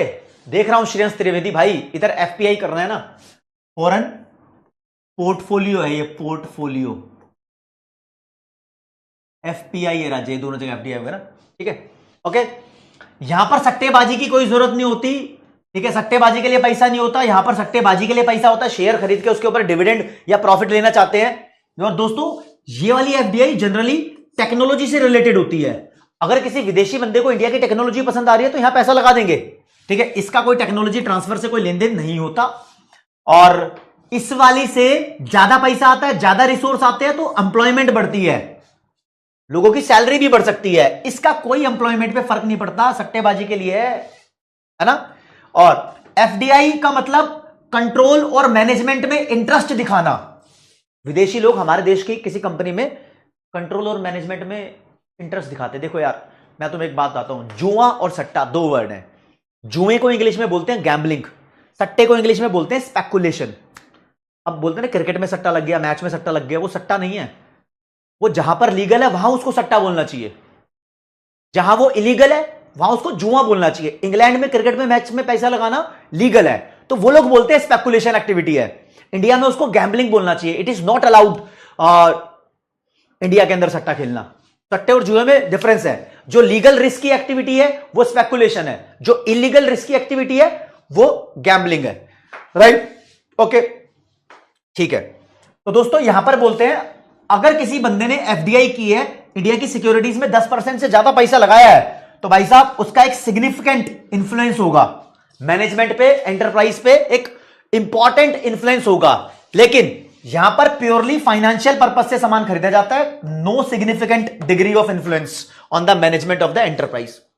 विदेशी पैसा सिर्फ सट्टा खेलने के लगा हुआ भाई साहब, ठीक है। अब आनंद यादव बोलता है सर ड्रीम 11 स्पेकुलेटिव है, गैम्बलिंग है। भाई साहब ड्रीम 11 का जो प्लेटफॉर्म बनाया गया है उस हिसाब से वो स्पेकुलेशन है, क्योंकि लीगल है, तो ओपन चल रहा है, लीगल है, ठीक है, लीगल है। ये एफडीआई एफपीआई में आ गया डिफरेंस। लेकिन अब आगे बात आती है हमारे देश में लोग पैसा क्यों लगाते हैं, what are the reasons for FDI. विदेशी लोग हमारे देश में पैसा कहां ही लगा रहे हैं भाई, वो भी इतना मोटा पैसा, पता है तुम्हें क्यों लगा रहे हैं? उसके रीजंस है। कोई भी देश किसी विदेशी देश में पैसा क्यों लगाता है, उन सबके रीजन यही होते हैं। क्या क्या रीजन होते हैं? वो हमारे देश में से प्रॉफिट जनरेट करना चाहते हैं, ठीक है। उनको लगता है कि वो अपनी होम कंट्री में उतना रिटर्न नहीं ले पा रहे जितना इंडिया में मिल जाएगा, तो हाई रेट ऑफ रिटर्न के चक्कर में, अरे भाई कोई भी बंदा हमारे देश में पैसा लगा रहा है, एक ही रीजन है, लालच। क्या रीजन है? लालच।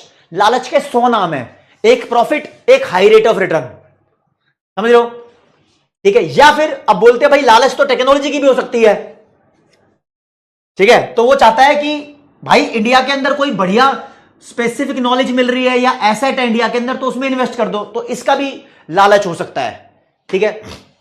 देखो भैया, अगर कोई फॉरेन कंपनी को लगता है कि इंडिया में इन्वेस्टमेंट करने के बाद उसको थोड़ा कंपटीशन में बढ़ोतरी मिल जाएगी, जैसे कि वॉलमार्ट को लगता था इंडिया से तो फ्लिपकार्ट को खरीद ले तो वॉलमार्ट का नाम और ऊंचा हो जाएगा, तो भाई साहब ऐसा लगता था उसको कोई कंपेटिटिव एज मिलनी थी। जैसे कि टाटा मोटर, तुम्हें पता है टाटा कंपनी की गाड़ियां बनाती है, टाटा कंपनी ने जैगुआर और लैंड रोवर को खरीद लिया, तो भाई साहब टाटा के पास कंपेटिटिव एज हो गई ना। टाटा अब गाड़ियों के नाम में बहुत ऊंचा नाम है, गाड़ियों की कंपनी बहुत ऊंचा नाम है। या फिर दो देश आपस में दोस्ती करने के लिए, एक दूसरे के ऊपर इंटरडिपेंडेंस इंक्रीज करने के लिए इन्वेस्टमेंट करा देते हैं। दो नेशनल इकोनॉमीज कहते हैं हमारी दोस्ती है, तू मेरे पास इन्वेस्ट कर, मैं तेरे पास इन्वेस्ट करूंगा, इससे दो देश जुड़े रहेंगे, आपस में कभी वॉर नहीं करेंगे। रशिया यूक्रेन में थी नहीं ये चीज, ठीक है, थी नहीं ये चीज। और अगर कोई चाहता है कि हमारा प्रोडक्शन इंटरनेशनलाइजेशन हो जाए, मतलब हमारा प्रोडक्शन विदेशी कंट्री में भी हो, भाई चाहत होती है ना मेरा माल अमेरिका में बिके, प्रिया भी चाहती है ना प्रिया के समोसे वर्ल्ड वाइड बिके, भाई ये भी एक सपना होता है इंटरनेशनलाइजेशन। या फिर तुम चाहते हो लार्ज स्केल पे प्रोडक्शन करें। देखो जी, इंडिया में 100 समोसे बिकते हैं मान लो, अगर तुम पूरे वर्ल्ड में बेचोगे तो 500 बिकेंगे।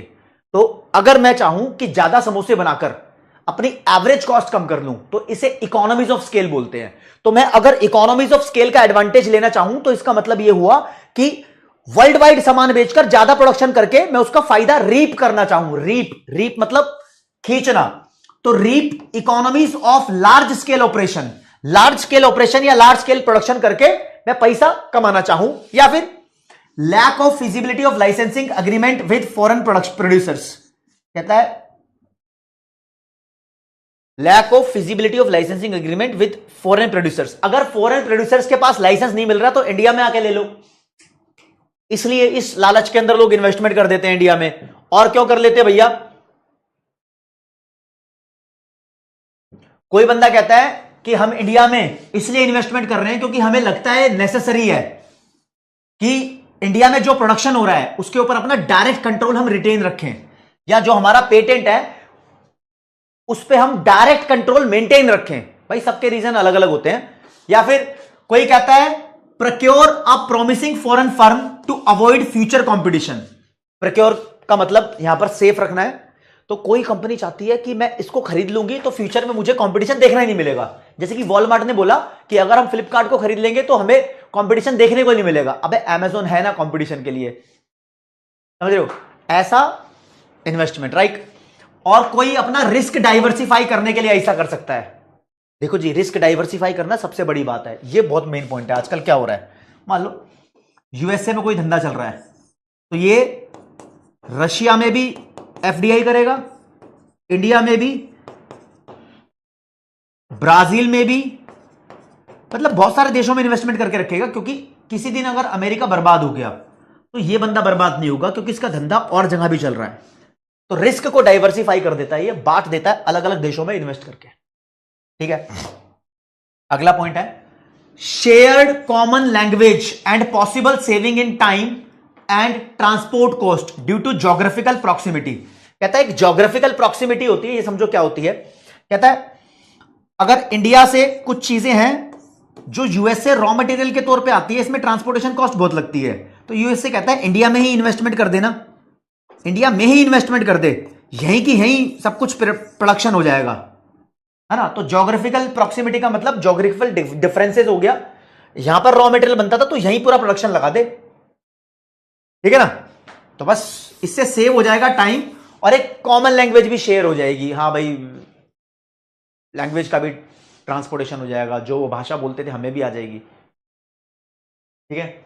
ओके, तो ये रीजंस है एफडीआई के। लेकिन एफडीआई में दोस्तों कुछ रुकावटें हैं, एफडीआई में कुछ रुकावटें हैं, ये बॉक्स में पॉइंट दिया हुआ है मॉड्यूल के अंदर। पहला है पुअर मैक्रो इकोनॉमिक एनवायरनमेंट।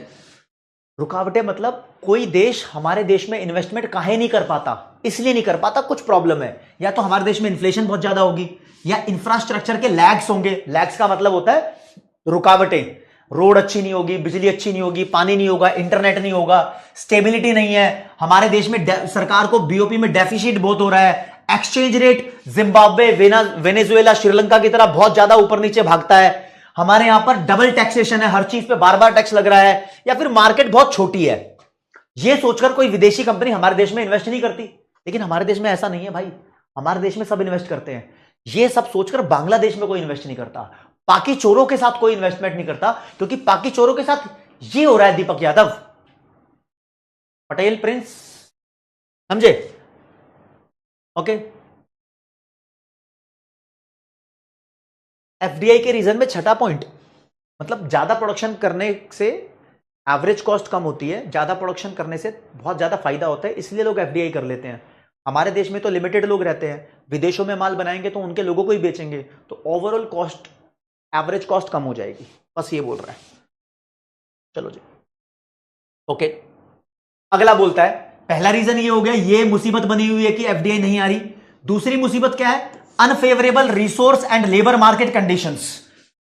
अगर किसी देश में रिसोर्स नहीं है, नेचुरल भी और ह्यूमन भी, अगर पाकी चोरों के पास एक तो नेचुरल रिसोर्सेज की कमी है, इंडिया जितने नेचुरल रिसोर्स नहीं है, उनके जो लेबर है, ह्यूमन रिसोर्स मतलब लेबर, वो भी इतनी पढ़ी लिखी नहीं है जितनी इंडिया की है, लिटरेसी रेट भी बहुत कम है, और लेबर के अंदर स्किल्स भी बहुत कम है, तो पाकी चोरों के यहां इन्वेस्टमेंट कौन करेगा, नहीं करेगा, यहां प्रॉब्लम है। तीसरा, unfavourable legal and regulatory framework, वहां का कानूनी सिस्टम ही भसड़ वाला है, बहुत भसड़ है वहां पर, ठीक है। वेल डिफाइंड प्रॉपर्टी राइट नहीं है, कभी भी ढाबा बोल देते हैं, आर्मी किसी की प्रॉपर्टी भी छीन लेती है। Lack of security to life, आतंकवाद बम वगैरह फट जाते हैं, लाइफ की सिक्योरिटी नहीं है वहां पर, ठीक है, प्रॉपर्टी की सिक्योरिटी नहीं है। स्ट्रिंजेंट रेगुलेशंस, बहुत खतरनाक, कुछ कानून है भी तो बहुत खतरनाक है, सरकार के फेवर में सारे। स्ट्रिंजेंट का मतलब होता है सख्त, ठीक है, लौंडे सख्त नहीं है वहां पर, कानून सख्त है, ठीक है। कंबरसम लीगल फॉर्मेलिटीज एंड डिलेज, ठीक है, कंबरसम का मतलब होता है बिना वजह के फालतू में प्रॉब्लम अटकाना, प्रॉब्लम अटका के लीगल फॉर्मेलिटीज बहुत कराते हैं और चीजों को डिले कराते हैं, इसलिए पाकि चोरों के यहां कोई इन्वेस्ट नहीं करता। डेटरेंट है, डेटरेंट का मतलब एंट्री लेने से प्रॉब्लम हो रही है। ओके, एक और डेटरेंट पढ़ते हैं दोस्तों। अरे ये क्या आ गया, ये रहा, आज चौथा है lack of host country trade openness. Host country का मतलब होम कंट्री होता है, ठीक है। मान लो पाकि चोरों के इन्वेस्टमेंट की बात कर रही है तो पाकि चोर ओपन ही नहीं है, लैक ऑफ ओपननेस, शर्माते हैं ओपन नहीं है मतलब ये बहुत ज्यादा बैरियर्स रखते हैं, नॉन टैरिफ बैरियर का मतलब टैक्स वैक्स नहीं लगा रहे, सीधा बोल रहे हैं हमें चाहिए नहीं माल तुम्हारा। Lack of general spirit of friendliness, इसमें दोस्ती वाली बात है ही नहीं फॉरेन इन्वेस्टर्स के साथ, बड़े चोर हैं, सिर्फ ये दान मांगते हैं इन्वेस्टमेंट में। हाँ कह रहा है भिखारिस्तान विवेक कुमार, सिर्फ ये दान मांगते हैं, ये टुकड़ों पे पल रहे हैं चाइना, अमेरिका और यूएई के, उनसे दान मांग मांग के उनका पैसा वापस भी नहीं करते, समझ रहे हो, ये प्रॉब्लम है, इस वजह से एफडीआई नहीं हो रही, ठीक है जी। ओके चलो जी, अब मैं कुछ क्वेश्चंस आपको करा देता हूं, कुछ क्वेश्चंस करते हैं दोस्तों। लो जी, बहुत देर होगा, तुमने बोला भी नहीं सर पोल कराओ, पोल पोल चालू कर देते हैं। ये क्या हुआ, ये क्या हुआ, ये क्या हुआ, ये क्या हुआ, ये क्या हुआ, ये क्या हुआ? भाई पोल टाइम वाला हो गया, सारे बच्चे इसको सी ठीक कर दो, मैं तुम्हारी गड़बड़ी नहीं करना चाहता। इसमें लिखा कौन सी लाइन गलत है, कौन सी लाइन गलत है, एक बार पढ़ लेते हैं। कहता है FDI is not concerned with either manufacture of goods और विद प्रोविजन ऑफ सर्विस। कहता है एफडीआई का लेन देन मैन्युफैक्चरिंग से नहीं है। अरे भाई एफडीआई का लेन देन मैन्युफैक्चरिंग, कंट्रोल, मैनेजमेंट 10% से ज्यादा शेयर से है। एफपीआई का लेन देन नहीं होता मैन्युफैक्चरिंग से। तो सी वाला यहां पर गलत हो गया क्योंकि नॉट लिखा था, तो गलत वाली लाइन ही बतानी थी। तो एक बार सी वाले को यहां पर ठीक कर दो, जिसके पास पोल आ रहा है। कोई बात नहीं, कोई बात नहीं, कोई बात नहीं,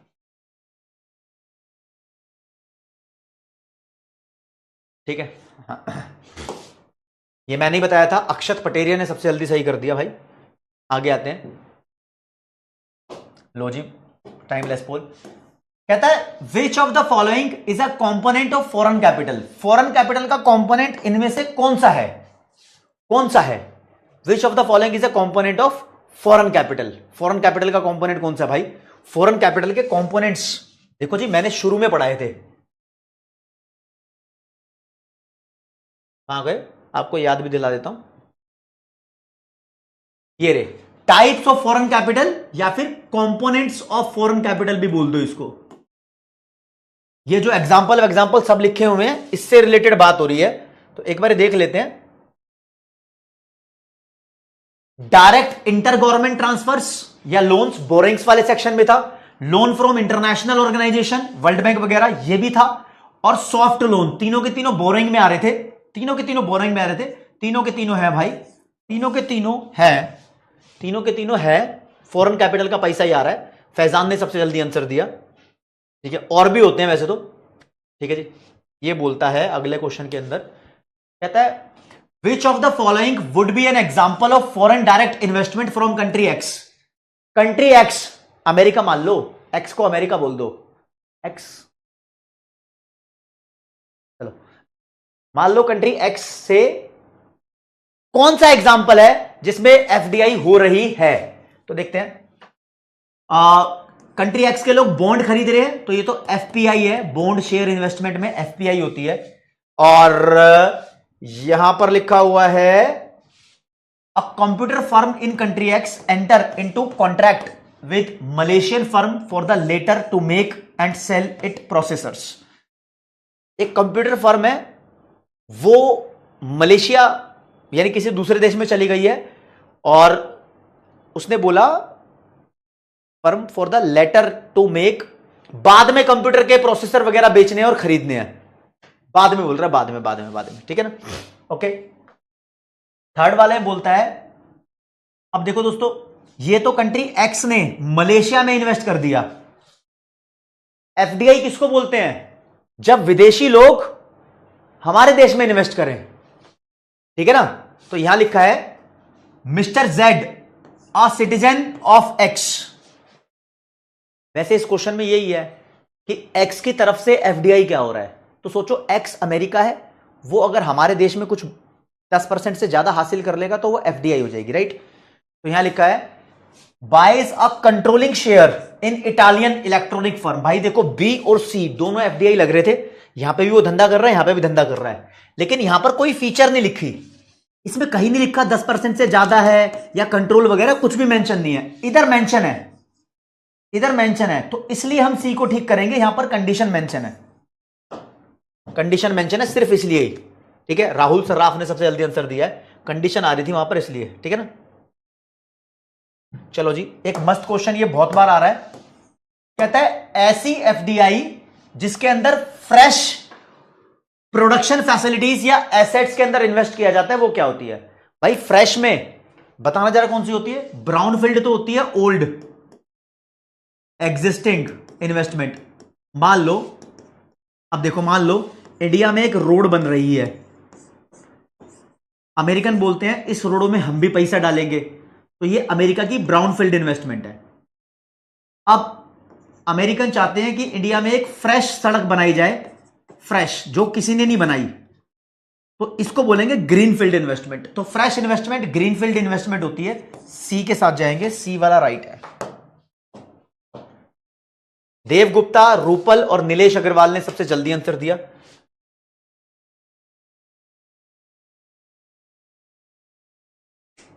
चलो जी, आगे पूछा हुआ है एफडीआई के रीजन है, इनमें से कौन सा रीजन है? ठीक है, मैंने कुछ बताए थे आपको एफडीआई के रीजन। एफडीआई के रीजन, कोई विदेशी कंपनी सिक्योर करना चाहती है एक्सेस टू मिनरल और रॉ मटेरियल। देखो जी, एफडीआई करने के बहुत सारे रीजन होते हैं। कोई हमारे देश में रॉ मटेरियल पे अपनी ओनरशिप को सिक्योर करना चाहता है, this is also a reason.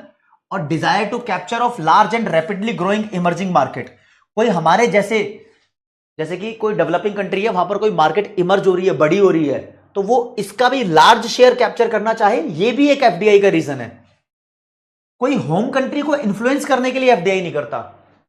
मतलब अमेरिकन चाहते हैं कि इंडिया पे इतनी इन्वेस्टमेंट कर दे कि अमेरिका के भरोसे इंडिया चले, ऐसे रीजन नहीं होते, लेकिन कुछ कर भी देते हैं, कुछ कर भी देते हैं दोस्त, ठीक है। लेकिन ये जनरली लीगल कारण नहीं है, तो इसको हटाओ। तो both A and B region बन गया। बी के साथ जाएंगे। देव गुप्ता ने सबसे जल्दी आंसर दिया है, आ जाओ जी।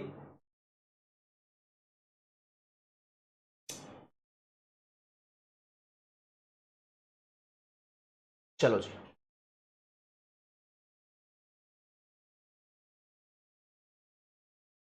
अब मैं आपको बताऊंगा दोस्तों इंपॉर्टेंट बेनिफिट्स, क्या क्या फायदे हैं, इंपॉर्टेंट बेनिफिट्स ऑफ एफडीआई। अगर विदेशी पैसा इंडिया में आता है तो इंडिया को क्या क्या फायदे हैं, ठीक है।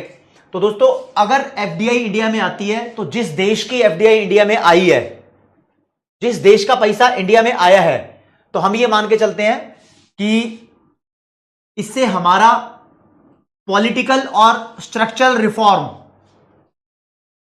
मतलब पॉलिटिकल सिस्टम इंप्रूव होगा, एक तरीके से मान के चलो, पूरी लाइन पढ़ेंगे। Competition for FDI among national government also has helped to promote political and structural reform important to attract foreign investors including legal system and macro economic policies. इसका कहने का मतलब सिंपल सी बात है, इंडिया में 70 देश पैसा लगाना चाहते हैं।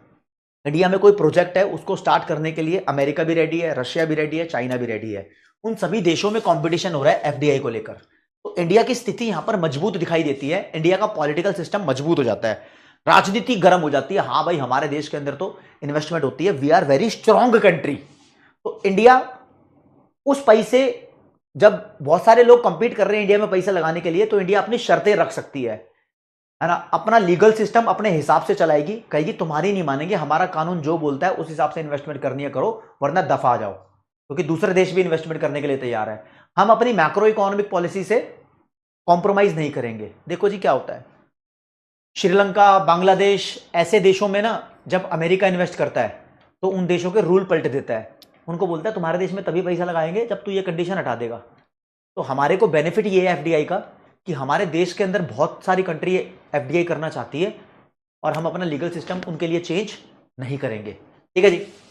There is also a greater possibility for the promotion of ancillary units resulting in job creation and skill development. कहता है विदेशी पैसा आएगा तो हमारे यहां पर एंसिलियरी यूनिट्स बढ़ेंगी। एंसिलियरी का मतलब होता है हेल्पिंग इंडस्ट्रीज बढ़ेगी। अगर विदेशी आईफोन इंडिया में बन रहा है तो आईफोन की सर्विस इंडिया में होगी, या चार्जर इंडिया में बनेगा, उससे इंडिया में जॉब भी क्रिएट होगी और एक स्किल डेवलप होगी, क्योंकि विदेशी माल इंडिया में बनेगा तो इंडिया के लोगों को नौकरी मिलेगी, इंडियंस भी सीखेंगे आईफोन बनता कैसे है, टेस्ला की कार बनता कैसी है, ठीक है, टेस्ला की कार बनती कैसी है। और देख लो जी,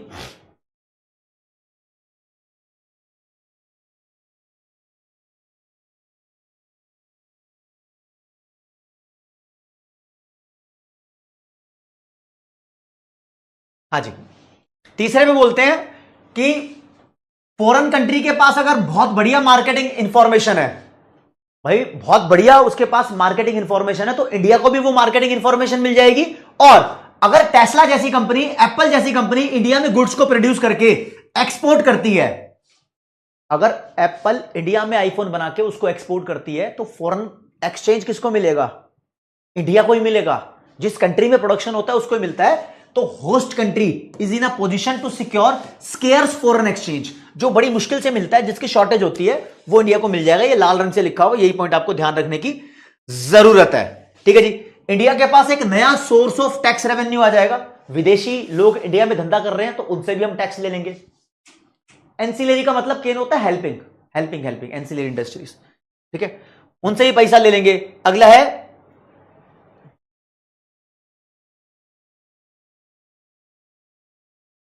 देखो जी, कहता है फॉरेन कंपनी इंडिया में आके प्रोडक्शन करेगी तो प्रोडक्शन लार्ज स्केल पे हो जाएगा।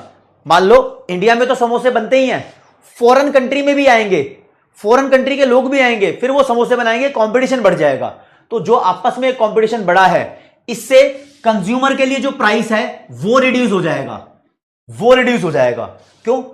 जब विदेशों से कंपनी आएगी ना तो सस्ते से सस्ता माल बनाएगी। क्यों? उनके पास रिसोर्स बहुत ज्यादा हो गए हैं भाई साहब, उनको इकोनॉमीज ऑफ स्केल का बेनिफिट मिल रहा है, वो रियलाइज कर जा रहे हैं। विदेशी कंपनी इंडिया में आ रही है, उसकी टोटल प्रोडक्शन कैपेसिटी बढ़ चुकी है। जब टोटल प्रोडक्शन बढ़ जाता है तो एवरेज कॉस्ट कम हो जाती है। क्यों? टोटल प्रोडक्शन के बढ़ने से दोस्त उसको रॉ मटेरियल सस्ते में मिलता है। रॉ मटेरियल सस्ते में मिलेगा तो वो सस्ते में सामान बेचेगा, सस्ते में सामान बेचेगा तो कंज्यूमर्स को भी सस्ते में सामान मिलेगा। राइट? ओके। हाँ, जो ये कंपटीशन बढ़ा है विदेशी कंपनी की वजह से, उससे अगर कोई इंडिया के अंदर अपनी हीरोगिरी दिखा रहा था तो उसकी हीरोगिरी फुस फुस हो जाएगी। यानी कोई डोमेस्टिक कंपनी अपनी मोनोपोली दिखा रही थी इंडिया में, तो जो उसकी मार्केट पावर थी वो वीक हो जाएगी, क्योंकि बाहर के लोग भी आ गए हैं कंपटीशन करने के लिए। समझे? बाहर के लोग भी कंपटीशन करने आए हैं तो कोई अपनी मोनोपोली नहीं दिखा पाएगा। ठीक है। और FDI has distinct advantage over the external borrowings. It is considered to have favourable impact on balance of payment position. कहता है विदेशों से जो पैसा आता है, तुम लोन मांगोगे तो बैलेंस ऑफ पेमेंट के लिए अच्छा नहीं है भाई साहब। लोन एक अलग ही लेवल की चीज है, वापस करना पड़ेगा। एफडीआई तो धंधा शुरू करा है किसी विदेशी बंदे ने, तो एक तरीके से हम मान के चलते हैं कि हमारा ही हो गया पैसा। ये हमारा ही हो गया, मतलब ऑनर तो हम नहीं हुए, लेकिन हमारे देश में प्रोडक्शन एक्टिविटी स्टार्ट हुई, तो इंडियन एक्टिविटी उसको कह सकते हैं। दीपक गुप्ता पूछ रहे हैं एमटीपी कहां मिलेगा? यूट्यूब चैनल पे सॉल्व करा दिया है भाई साहब, एमटीपी जाके कर लो।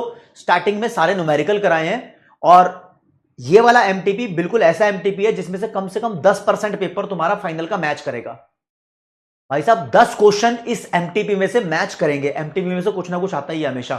बस जो पिछले 2 एमटीपी थे जून और दिसंबर के, वो आईसीआई ने बहुत ज्यादा गलत बनाए हुए थे, लेकिन ये लेवल का एमटीपी बना हुआ है। इस एमटीपी से बहुत कुछ तुम्हारे पेपर में आने को है। सिर्फ इकोनॉमिक्स की बात कर रहा हूं भाई, मैं दूसरे सब्जेक्ट की बात नहीं कर रहा।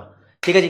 तो यानी कहता ना, तुम विदेशों से अगर बोरिंग मांगोगे तो तुम्हें उसके बदले में ब्याज भी देना पड़ेगा। एफडीआई मांगोगे तो ब्याज नहीं देना पड़ेगा भाई, हमें कुछ देना ही नहीं पड़ेगा। तो हमारा balance of payment, balance of payment का मतलब एक ऐसा अकाउंट है बैलेंस ऑफ पेमेंट जिसमें इंटरनेशनल ट्रांजैक्शन रिकॉर्ड करते हैं फॉरेन करेंसी के लेने और देने के।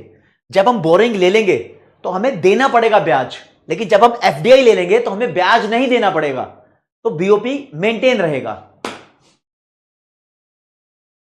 ठीक है, ओके रिपोर्ट है। चलो जी,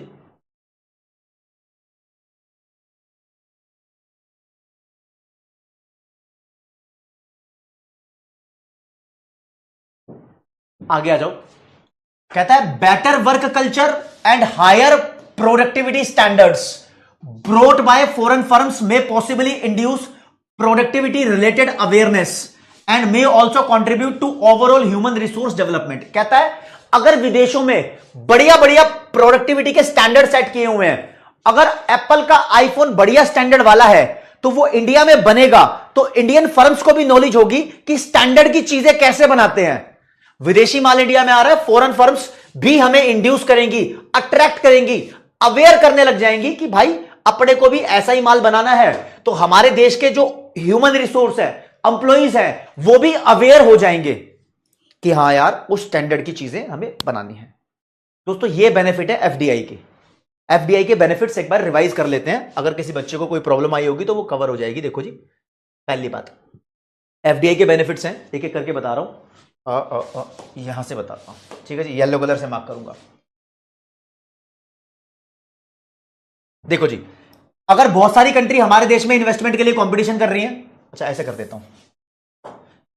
कहता है अगर हमारे देश में बहुत सारी कंट्री इन्वेस्टमेंट के लिए कंपटीशन कर रही है, आपस में लड़ रही है, तो इंडिया के पास एज है कि दूसरे देशों की इन्वेस्टमेंट पाने के लिए इंडिया को अपने कानूनी सिस्टम को बदलना नहीं पड़ेगा। अगला भाई साहब, अगर विदेशी कंट्री हमारे देश में इन्वेस्टमेंट कर रही है तो हमारे देश में नई नई जॉब क्रिएट होगी, स्किल डेवलपमेंट क्रिएट होगी और कुछ एंसिलियरी इंडस्ट्रीज भी खुल सकती हैं। एंसिलियरी मतलब जो अगर वो कार बना रही है यहां पर तो कार की सर्विस सेंटर खुल सकते हैं, राइट। ओके, आगे बात करते हैं। अगला बेनिफिट है कि विदेशी कंपनी एक अलग मार्केट इंफॉर्मेशन लेकर आएगी। वो भाई साहब हमारे देश में प्रोडक्शन करके माल एक्सपोर्ट करेगी तो हमारे पास फॉरेन एक्सचेंज आ सकता है, यह बेनिफिट हो गया। विदेशी कंपनी इंडिया में आएगी तो टैक्स का नया सोर्स आ जाएगा सरकार के पास, एक और बंदे से टैक्स लेगी सरकार। विदेशी कंपनी लार्ज स्केल पे प्रोडक्शन कर रही है, यानी उसने अपना प्रोडक्शन का लेवल बढ़ाया है तो उसको इकोनॉमीज ऑफ स्केल मिलेगी, एवरेज कॉस्ट कम हो जाएगी, इसकी वजह से प्राइस भी कम रखेगी तो कंज्यूमर को भी फायदा होगा। इंडिया में बढ़ते हुए कंपटीशन, बाहर से कंपनी इंडिया में आ रही है, कंपटीशन बढ़ जाएगा तो इंडिया में अगर किसी की मोनोपोली थी तो वो स्लो हो जाएगी, रुक जाएगी। अगर विदेशी बोरोइंग हम लेते हैं तो बदले में इंटरेस्ट देना पड़ता है, लेकिन एफडीआई अगर आएगी तो इंटरेस्ट नहीं देना पड़ेगा, बीओपी पे कोई बेकार इंपैक्ट नहीं पड़ेगा। और विदेशों से हमारे देश का वर्क कल्चर बेटर हो सकता है अगर उनके स्टैंडर्ड्स बहुत बढ़िया हुए तो। बहुत बढ़िया स्टैंडर्ड्स फॉरेन फर्म्स इंडिया में लेकर आएगी तो हम भी सीखेंगे, हम भी इंड्यूस हो जाएंगे, हम भी अवेयर हो जाएंगे, उसके हिसाब से समझ जाएंगे, राइट। हाँ श्रेयस त्रिवेदी, वो रिकॉर्डिंग थी एमटीपी की, रिकॉर्डेड एमटीपी डाला है मैंने, ठीक है, ओके जी। लेकिन दोस्तों कुछ नुकसान भी है, ठीक है, एफडीआई के कुछ नुकसान भी है, नुकसान, बेनिफिट्स नहीं है यार ये, ठीक है, बेनिफिट्स नहीं है, कुछ डिसएडवांटेजेस बता रखे हैं एफडीआई के, ये ध्यान रखना। आर्गुमेंट्स मतलब डिसएडवांटेजेस। एफडीआई का कुछ नुकसान भी है क्या? सोचो सोचो सोचो सोचो सोचो सोचो। देखो, अगर कोई विदेशी कंपनी कैपिटल इंटेंसिव टेक्नोलॉजी से इंडिया में प्रोडक्शन कर रही है तो उसको इंडिया की लेबर की जरूरत नहीं है, तो वो इंडिया के लिए बेकार है।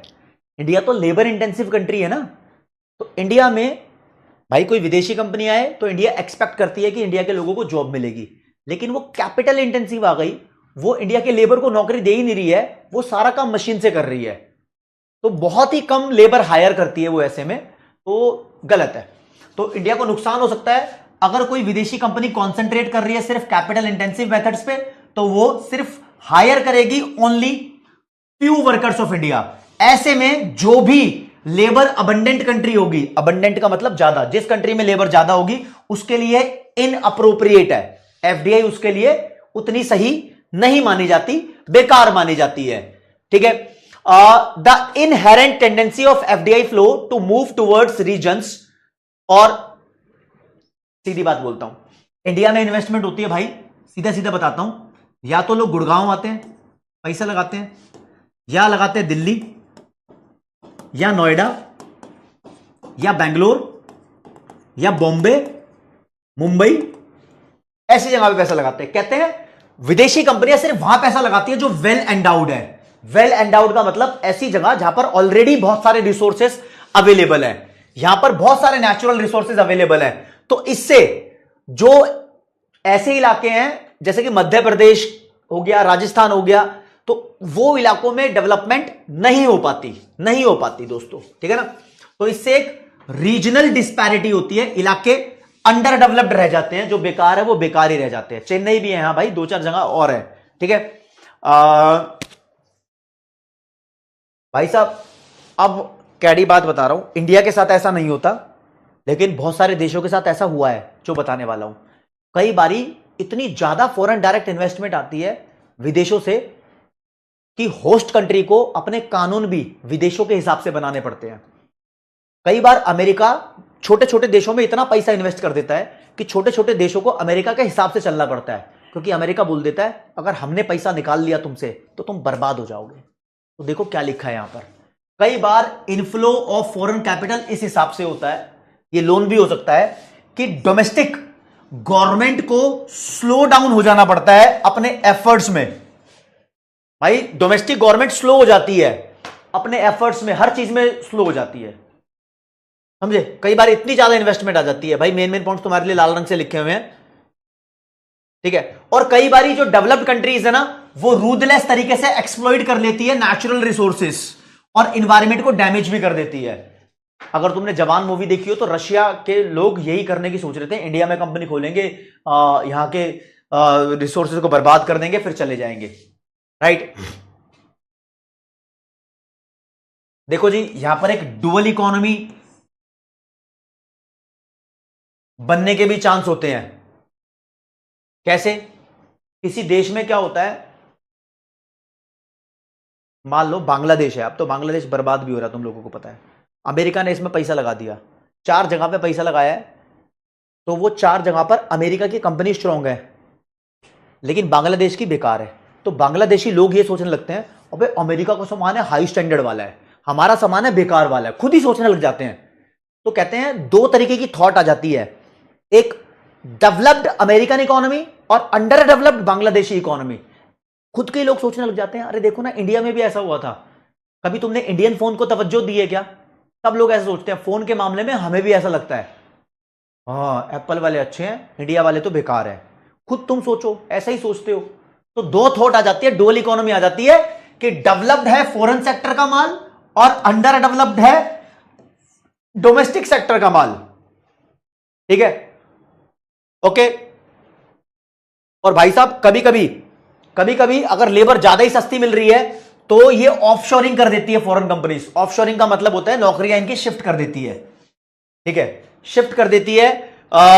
कभी कभी इनको काम करने के लिए अपने देश में बुला लेती है। अमेरिकन कंपनी इंडिया के लेबर सस्ती मिल रही है तो अपने देश में बुला लेगी, इससे अमेरिका की ऑपरेटिंग कॉस्ट कम हो जाती है और वो हायर प्रॉफिट अर्न करती है। क्यों?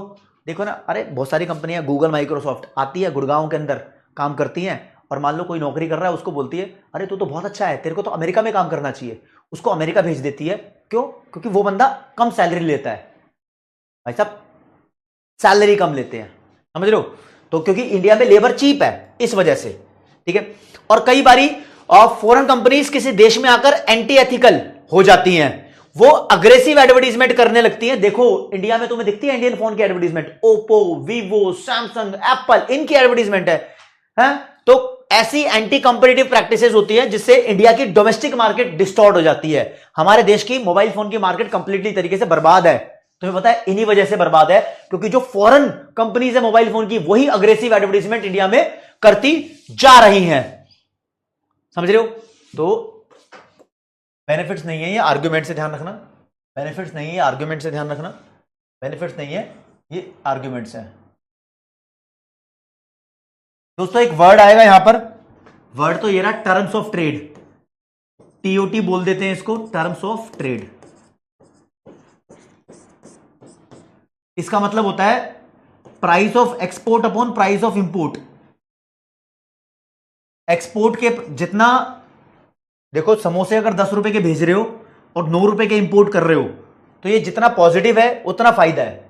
तुम 9 का माल मंगा के 10 का बेचते हो, तुम्हें फायदा हो रहा है। तो टर्म्स ऑफ ट्रेड कैलकुलेट की जाती है। कहते हैं एफडीआई की वजह से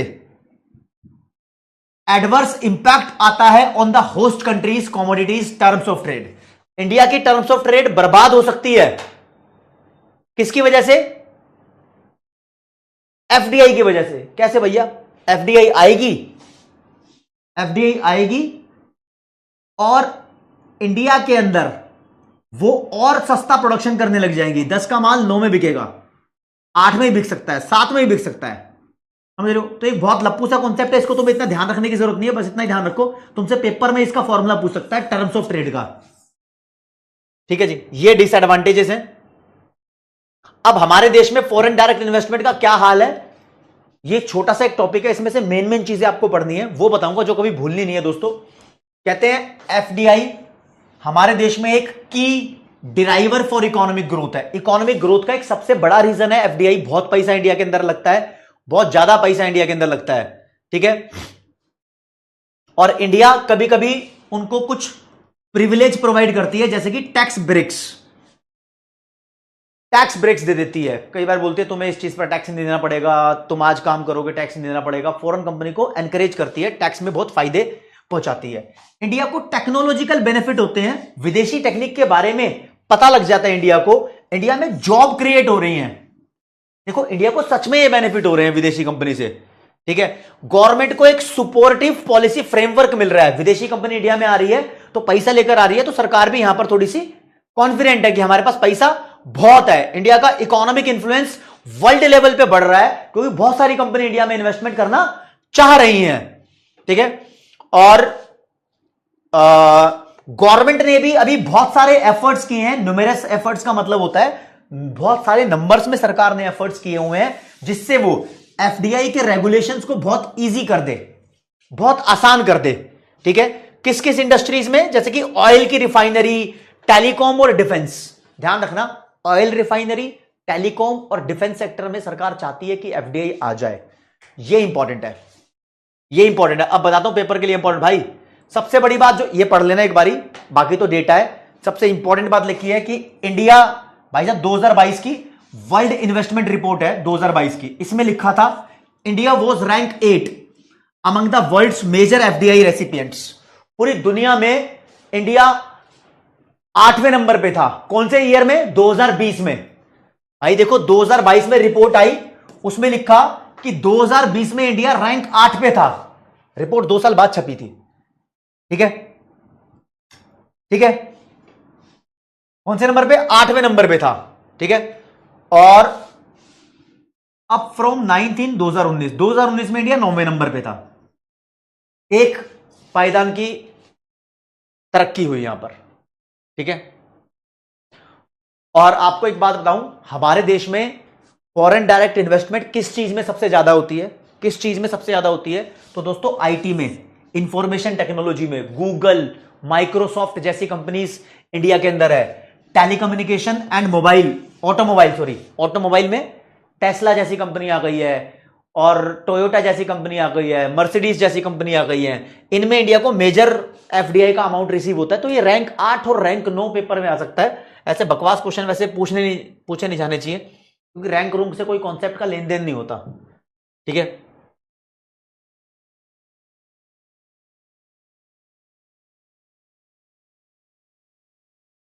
कहता है देखो दोस्तों, जब पूरी दुनिया के अंदर कोविड-19 आया तो इंडिया पे उसका ज्यादा फर्क नहीं पड़ा। कोविड-19 के पैंडेमिक शॉक से इंडिया पे उसका ज्यादा फर्क नहीं पड़ा, क्योंकि इंडिया का ज्यादा डिपेंडेंसी नहीं है पूरी दुनिया के ऊपर। इंडिया डोमेस्टिक लोगों के ऊपर डिपेंडेंट है। इंडिया बेसिकली बोलते हैं डोमेस्टिक डिमांड ड्रिवन इकोनॉमी है। क्या है? India is primarily a domestic demand driven economy. यानी इंडिया का जो खाना पीना है, इन्वेस्टमेंट है, कंजम्पशन है, ये खुद के देसी लोगों से हो जाता है। भाई टाटा, अडानी, अंबानी, ये लोग इतनी इन्वेस्टमेंट कर रहे हैं कि विदेशों की कुछ खास जरूरत है नहीं। तो बोलते हैं 70% ऑफ इकोनॉमिक एक्टिविटी इंडिया के खुद के कंजम्पशन और इन्वेस्टमेंट की वजह से होती है। 70% जितना भी इंडिया में हो रहा है, 70% तो इंडियन का ही हो रहा है। अबे 30% भी बहुत मोटी चीज है, पता नहीं क्यों नहीं लिखा इसने। खैर यही मान के चलो जो इसने लिखा हुआ है। तो कहता है कोविड-19 में बहुत बड़ा शौक आया था, तो India is relatively well placed than the rest of the world. पूरी दुनिया से कंपेयर करें तो इंडिया फिर भी सही जगह पर है, सही जगह पर है। समझ रहे हो? ये क्या लिखा हुआ है जो मैं आपको पढ़ा रहा हूं दोस्त, ये टॉपिक का नाम है overseas direct investment by Indian companies. कुछ इंडिया के कंपनीज ने भी विदेशी लोगों में पैसा लगाया हुआ है। तो इंडिया वेल प्लेस्ड है। तो इंडिया ने फिर भैया नई नई इनोवेशंस करके विदेशी कंट्रीज के अंदर पैसा लगाना शुरू किया। तो कोविड-19 में इंडिया बढ़िया जगह था। This gives Indian business advantage to make investment abroad. इस वजह से इंडिया ने विदेशी कंट्रीज में पैसा लगाना शुरू किया, ठीक है। तो भैया इंडिया ने भी अपने आप को ब्रॉड कर लिया, क्योंकि इंडिया अगर कंपेयर किया जाए तो बहुत बढ़िया है। तो new innovation from abroad would be brought to India. क्यों पैसा लगाया इंडिया ने? इंडिया कहती है विदेशों में पैसा लगाएंगे, उसके अंदर जो इनोवेशन हो रही है वो इंडिया में ले आएंगे, ठीक है। इससे नॉलेज स्पिल ओवर होगा। स्पिल ओवर का मतलब होता है बेनिफिट, नॉलेज का बेनिफिट होगा इंडिया को। India itself would contribute to the growth of other nations. जैसे अमेरिका अलग अलग देशों के ग्रोथ के लिए जिम्मेदार है, ऐसे इंडिया भी दूसरे देशों में डेवलपमेंट के लिए जिम्मेदार होना चाहता है, जिससे in this manner a mutual benefit is achieved. इससे दोनों देशों का बेनिफिट होगा, इंडिया भी पैसा कमाएगा और इंडिया उस देश को नौकरियां भी दे रहा है। आकाश मिश्रा कह रहा है अब लाइव आ पाया हूं। अच्छा भाई, ओके। अब देखो दोस्तों, कुछ प्रोजेक्ट्स हैं जहां पर इंडिया ने इन्वेस्ट किया है। Reserve bank of India RBI ने बोला कि इंडिया ने ओवरसीज डायरेक्ट इन्वेस्टमेंट, देखो एफडीआई का मतलब विदेशी पैसा इंडिया में आया, इंडिया ने जब विदेशों में पैसा लगाया तो ये ओवरसीज डायरेक्ट इन्वेस्टमेंट हो गई, ठीक है। तो बोलता है 1922.51 यूएस मिलियन डॉलर की इन्वेस्टमेंट सितंबर 2022 में हो चुकी थी। इस डेटा को जान के क्या करेंगे बताओ, इस डेटा को जान के क्या करेंगे। फिर इंडिया ने कौन कौन से प्रोजेक्ट पे पैसा लगाया हुआ है, ये मैंने बोला कि नीचे लिखे हुए हैं, लेकिन ये आप एक बारी आईसीएआई के मॉड्यूल से पढ़ लेना, मैंने लिखे नहीं है। खैर पढ़ना क्या है, मैं खोल देता हूं, मैं पढ़ाई देता हूं।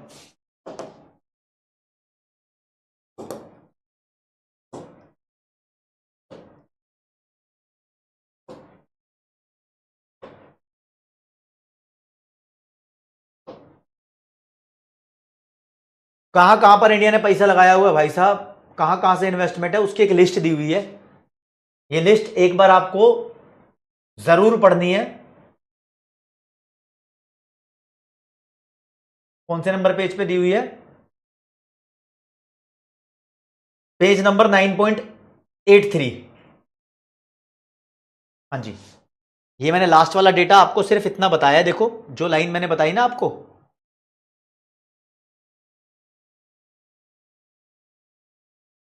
ये बताइए ना सितंबर 2022 में इतनी इन्वेस्टमेंट हुई है। लेकिन जो मेन मेन इन्वेस्टमेंट के जो टॉपिक्स है वो मैं आपको बता देता हूं। देखो ऐसे ऐसे लिखा हुआ है कि 2022 में टाटा स्टील ने इन्वेस्टमेंट का प्लान बताया कि हम भैया 7 मिलियन पाउंड इन्वेस्ट करेंगे नॉर्थ ईस्ट इंग्लैंड में। फिर टाटा कम्युनिकेशन ने इन्वेस्ट किया 690 मिलियन सिंगापुर के अंदर। क्या करिए, डेटा है यार, इसमें कुछ समझने समझाने का नहीं है। बोलता है जिंदल स्टील एंड पावर ने इन्वेस्ट कर दिया 366 मिलियन मॉरिशियस में। अच्छा मॉरिशियस का एक क्वेश्चन है भाई, हमारी सबसे ज्यादा एफडीआई मॉरिशियस में है, ध्यान रखना। कहता है विप्रो ने इन्वेस्ट कर दिया पैसा सिप्रस में। किसने? विप्रो ने पैसा इन्वेस्ट किया सिप्रस में। जिंदल ने फिर से इन्वेस्टमेंट किया हुआ है यूनाइटेड अरब एमिरेट्स यूएई के अंदर। इनकी खुद की होली ओन सब्सिडियरीज हैं, यानी खुद की ऐसी कंपनी जिसमें इनके अंदर 50% ज्यादा शेयर है इनका, ठीक है। Restaurant brand ISA and lupin invested 141 million dollar and 131.25 million dollar in their joint venture in Indonesia. कहता है इंडिया के अंदर एक रेस्टोरेंट की ब्रांड है आइसा और एक है लुपिन। आइसा ने इतना पैसा इंडोनेशिया में लगाया और लुपिन ने इतना पैसा अमेरिका में लगाया। क्या करोगे तुम इसको जान के भाई, करोगे क्या, एक बात बताओ। रिलायंस न्यू एनर्जी ने नॉर्वे के अंदर पैसा लगाया है। मोहल्ला इंटरनेट प्राइवेट लिमिटेड भी एक कंपनी है, देख रहे हो, इन्होंने मॉरिशियस के अंदर एक यूनिट लगाई है। ओएनजीसी विदेश कंपनी ने रशिया में एक जॉइंट वेंचर किया है। ये कुछ एग्जाम्पल्स है जो आपको ध्यान रखने हैं, बस ध्यान रखो।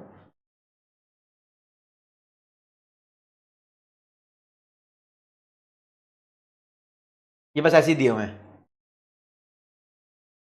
हाँ जी, अब आपको एक बात बताता हूं, एक छोटी सी बात और। अगर कोई कंपनी इंडिया में इन्वेस्टमेंट करना चाहे तो उसके मोटे मोटे दो रूट है। एक ऑटोमेटिक रूट है, ऑटोमेटिक रूट का मतलब वो इंडिया के अंदर पैसा लगा सकती है बिना किसी से पूछे। एक है गवर्नमेंट रूट, मतलब वो इंडिया में पैसा लगाएगी तो सरकार से उसको पूछना पड़ेगा। This is called government route, right.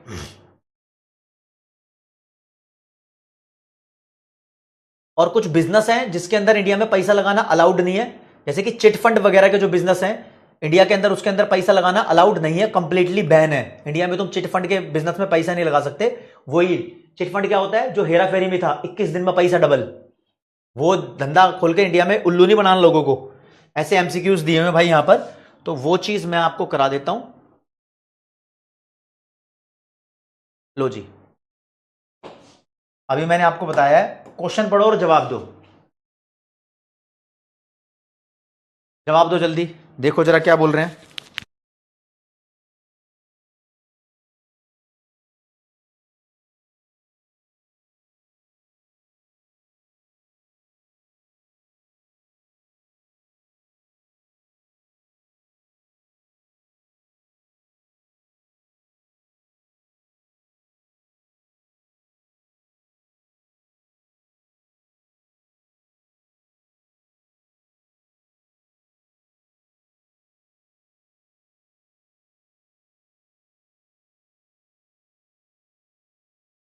भाई साहब फॉरेन इन्वेस्टमेंट कहां पर बैन है इंडिया में? प्रोहिबिट मतलब बैन। तो चिट फंड और निधि 21 दिन में पैसा डबल करना इंडिया में अलाउड नहीं है, ऐसे उल्लू बनाना इंडिया में अलाउड नहीं है। तो ये कुछ फैक्ट्स हैं जो आपको जानने हैं। देव गुप्ता ने सबसे जल्दी आंसर दिया। अच्छा जी, और बता दो। आप foreign direct investor in India, India में फॉरेन डायरेक्ट इन्वेस्टर कैसे घुस सकता है? तो भाई ये वो ऑटोमेटिक रूट से घुस सकता है। ऑटोमेटिक रूट का मतलब होता है आजा पैसा इन्वेस्ट कर ले, किसी से कुछ पूछने की जरूरत नहीं है। या फिर एक गवर्नमेंट रूट है, गवर्नमेंट ने एक लिस्ट बना रखी है धंधे की कि इन धंधों के अंदर इन्वेस्ट करना है तो सरकार से पूछना पड़ेगा ही पड़ेगा। या फिर अपना धंधा स्टार्ट करने के तरीके हैं ये। अगर कोई विदेशी कंपनी इंडिया में अपना धंधा स्टार्ट करेगी तो ऑटोमेटिक रूट आ गया। ऑटोमेटिक रूट का मतलब ऐसा नहीं कि गवर्नमेंट से पूछना ही नहीं पड़ेगा। ऑटोमेटिक रूट का मतलब है कि छोटी सी फॉर्मेलिटीज हैं, और गवर्नमेंट रूट है मतलब बड़ी फॉर्मेलिटीज हैं, ठीक है। लेकिन एक तरीका और है, तुम नया धंधा स्टार्ट क्यों कर रहे हो? जो ऑलरेडी इंडिया के अंदर डोमेस्टिक एंटरप्राइज है तो उसके अंदर एंटर कर जाओ और एफडीआई कर लो। तो इंडिया में एफडीआई के अंदर घुसने के 3 रूट हैं, ऑटोमेटिक रूट, गवर्नमेंट रूट, और एक ऑलरेडी जो धंधा है उसके अंदर इन्वेस्टमेंट कर लो। डी वाला इज द राइट आंसर। पोल चलाया था मैंने? पोल नहीं चलाया था यार, सॉरी। ये लो जी, ये पूछता है which is the leading country in respect of inflow of FDI in India. सबसे ज्यादा एफडीआई का माल कहां से आ रहा है इंडिया में? मॉरिशस से आ रहा है भाई। एशियन कंट्री है, ऐसा मॉड्यूल में लिखा है। मॉड्यूल में 2 जगह यूएस से दिया हुआ है। चलो छोड़ो इस चीज को, ठीक है। पोल नहीं दिया इस चक्कर में भाई, पोल नहीं दिया। अब एक क्वेश्चन है, पोल दे रहा हूं ना, इसे बताओ। मुश्किल क्वेश्चन दूंगा तुम्हें। लो जी, argument in favour of direct foreign investment. Direct foreign investment बोलो या फॉरेन डायरेक्ट इन्वेस्टमेंट बोलो, एफडीआई के फेवर में कौन सा आर्ग्यूमेंट है? मतलब प्लस पॉइंट कौन सा है? एफडीआई हमारे देश में रूरल डेवलपमेंट को प्रमोट करता है, गलत। अब ये तो गुड़गांव, नोएडा, दिल्ली, मुंबई, बेंगलोर, जयपुर, यहां इन्वेस्टमेंट हो रही है। किसी ने सुना है कि मध्य प्रदेश में बैकवर्ड एरियाज में, यूपी के बैकवर्ड एरियाज में इन्वेस्टमेंट हुई है? नहीं। ये हमारी डोमेस्टिक इंडस्ट्रीज को प्रोटेक्ट करती है एफडीआई? कभी नहीं। डोमेस्टिक इंडस्ट्रीज के साथ तो कंपटीशन करती है, डोमेस्टिक इंडस्ट्रीज की मोनोपोलीज नहीं होने देती। इन्फ्लेशन से इसका कोई वास्ता नहीं है। Keep increase access to modern technology. हाँ, इनकी जो मॉडर्न टेक्नोलॉजी होती है वो हमारे पास आ जाती है तो हमें इसका बेनिफिट होता है। देव गुप्ता सबसे जल्दी आंसर दे रहे हो, वाह भाई वाह, खुश हो गए हम तुमसे। एक और क्वेश्चन आप लोगों के लिए, कहता है कौन सी लाइन गलत है? फॉल्स। लास्ट क्वेश्चन है आज की क्लास का। कहता है कौन सी लाइन गलत है with respect of FPI. FPI foreign portfolio investment, कौन सी लाइन गलत है? कौन सी लाइन गलत है? तो सही लाइन देख लेते हैं भाई साहब। ये एफपीआई फाइनेंशियल कैपिटल में इन्वेस्टमेंट होती है, financial capital, bonds, stocks. Yes, बिल्कुल सही है, ठीक है। एफपीआई की वजह से हम कैपिटल मार्केट मैकेनिज्म में एंटर करते हैं। It is largely affected by capital market. Capital market share market को भी बोलते हैं, ये मान लो। कैपिटल मार्केट शेयर मार्केट को बोलते हैं, ठीक है जी। और भाई साहब एफपीआई वाले लोगों के पास do not have any intention for controlling managing of company। FPI वालों के पास कोई इंटेंशन नहीं होती कि वो कंट्रोल मैनेज चाहते हैं किसी कंपनी का। बिल्कुल सही है, ये तीनों बातें बिल्कुल सही है।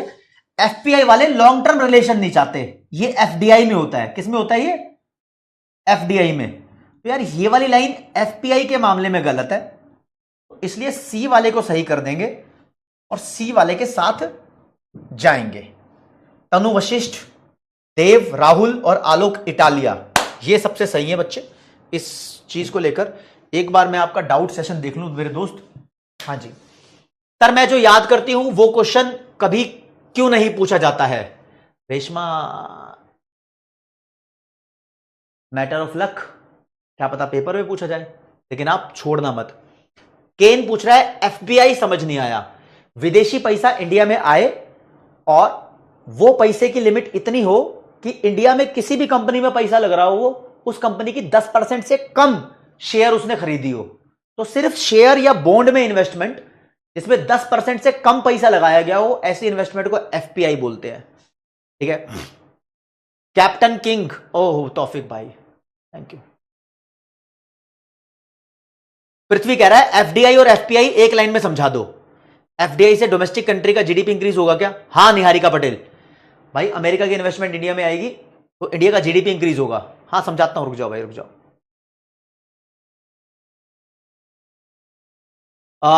कशिश बोल रहा है सर वो दे दनादन सीरीज वो डेली होने वाली है क्या? अभी नेक्स्ट सैटरडे को होगी, जब सबका सिलेबस खत्म हो जाएगा तो तुम्हारे लिए कुछ जल्दी जल्दी रेगुलर कर दूंगा, ठीक है। ओके ठीक है भाई, जल्दी करते हैं जल्दी करते हैं।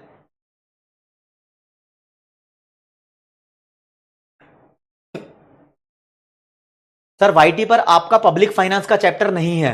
अरे अभिजीत आहूजा, वाईटी पर मेरा पब्लिक फाइनेंस का चैप्टर लाइव में है। पब्लिक फाइनेंस और मनी मार्केट लाइव में कराया था मैंने, उसका डाउट सेशन था वो, उसमें देख लेना, चार्ट सिस्टम से समझाया हुआ है, लेकिन और उसको और इंप्रूव कर दूंगा। अच्छा मैं क्या कहना चाहता हूं दोस्त, देखो यार तुम बोल रहे हो एक लाइन में समझाओ, पृथ्वी भाई जा ठंड रख, इतना प्यार कर रहे हो। विवेक कुमार कहता ओके रिपोर्ट कैप्टन। देखो जी भाई, कोई भी फॉरेन कंट्री है, लैंग्वेज ऑफ फॉरेन वाली यूज करेंगे, पेन का कलर थोड़ा मोटा करेंगे। देखो जी, फॉरेन कंट्री और इधर लिखी है होस्ट कंट्री, होस्ट को बोलते हैं होम। ध्यान से सुनना मेरी बात, होस्ट कंट्री। मान लो फॉरेन कंट्री है अमेरिका, होस्ट कंट्री है इंडिया। अगर अमेरिका इंडिया में किसी कंपनी के अंदर, किसी भी कंपनी के अंदर पैसा लगाती है, क्या लगाती है? पैसा लगाती है, तो कैसे लगाएगी भाई? उस कंपनी के शेयर खरीद के, उस कंपनी के शेयर खरीद के लगाएगी। अगर अमेरिका की किसी कंपनी ने, किसी बंदे ने, सरकार ने, या इनके कॉम्बिनेशन ने, किसी भी ने इंडिया में किसी कंपनी के अंदर लेस देन 10% शेयर खरीदे हैं, लेस देन 10% इक्विटी खरीदी है, तो ऐसी इन्वेस्टमेंट को मेरे दोस्त फॉरेन पोर्टफोलियो इन्वेस्टमेंट कहा जाएगा। ध्यान रखना इस बात को, ओके ठीक है। आओ जी आओ। अगर अमेरिका ने इंडिया के अंदर किसी कंपनी के मोर देन या इक्वल टू 10% इक्विटी खरीद ली, तो यह माना जाता है यह बहुत बड़ा अमाउंट है। इस अमाउंट की वजह से वो उस कंपनी में कुछ ना कुछ कंट्रोल चाह रही है, वो चाह रही है कि किसी भी तरीके से उसके ऑपरेशन को, इंडिया की कंपनी के ऑपरेशन को या इंडिया की कंपनी की मैनेजमेंट को कंट्रोल कर सके। ये हल्का काम नहीं, ये चाह रही है इंडिया की कंपनी में इन्वेस्टमेंट करके लॉन्ग टर्म रिलेशन बनाना इंडिया से, कोई एवं ही फालतू में इन्वेस्ट नहीं करता। तो दोस्त ऐसी इन्वेस्टमेंट होती है एफपीआई, समझे? ऐसी इन्वेस्टमेंट होती है एफडीआई। कहां चला गया था मैं? फॉरेन डायरेक्ट इन्वेस्टमेंट, समझे? अब इस चैप्टर के अंदर एक छोटा सा टॉपिक था, मैं बोलता हूं फॉरेन कैपिटल मतलब विदेशी पैसा। यह इंडिया में कैसे आता है? विदेशी पैसा इंडिया में कैसे आता है? बच्चों तुम्हारे डाउट से इसलिए बता रहा हूं भाई साहब, ये एड के थ्रू आ सकता है, एड या फिर असिस्टेंस। कोई विदेशी कंट्री फ्री फंड में हेल्प कर देगी, टुकड़े फेंक देगी ऐसे, जा ले ले। हां बहुत बार अमेरिका से इंडिया के पास एड आई हुई है, असिस्टेंस आई हुई है। कोविड के टाइम में इंडिया ने नेपाल की हेल्प की थी, बहुत सारी उसको पैसा प्रोवाइड किया था वैक्सीन खरीदने के लिए, इवन वैक्सीन भी दे दी थी। या फॉरेन कैपिटल इंडिया में आएगी बोरोइंग, उधार मांगकर, उधार मांग लेते हैं भाई, दे दो दे दो दे दो दे दो, कुछ दे दो हम वापस लौटा देंगे, दे दो हम वापस लौटा देंगे। या फिर फॉरेन कैपिटल आती है एनआरआई के भेजे गए पैसे से। एनआरआई इंडिया के अंदर अकाउंट खुलवा देंगे और उस अकाउंट के अंदर डिपॉजिट कराते हैं, यह भी फॉरेन एक्सचेंज होता है। और दोस्तों इन तीनों को तो पढ़ना ही नहीं डिटेल में, इन तीनों को तो जरा सा पढ़ना है। फिर लिखा है एक चौथा तरीका है अदर, इसके पीछे पड़ गया पूरा चैप्टर, इसे बोलते हैं इन्वेस्टमेंट। और ये इन्वेस्टमेंट दो तरीके की होती है, एक होती है एफपीआई और एक होती है एफडीआई। और एफडीआई की कहानी पूरे चैप्टर में है, समझे? और सुनो, और सुनो, एफडीआई की एक मेन बात, मान लो यूएसए आईफोन वाले, यूएसए में आईफोन की कंपनी इंडिया में सामान बना रही है, आईफोन वाली इंडिया में सामान बना रही है, क्या? आईफोन। क्या बना रही है? आईफोन। आईफोन वाली कंपनी इंडिया में आईफोन ही बना रही है, तो ऐसी इन्वेस्टमेंट को बोलते हैं हॉरिजॉन्टल एफडीआई। सेम प्रोडक्ट बना रही है। अगर ये इंडिया में आईफोन की जगह कोई, लाइक आईफोन में क्या जलती है, कुछ चिप्स जलती है, सेमीकंडक्टर,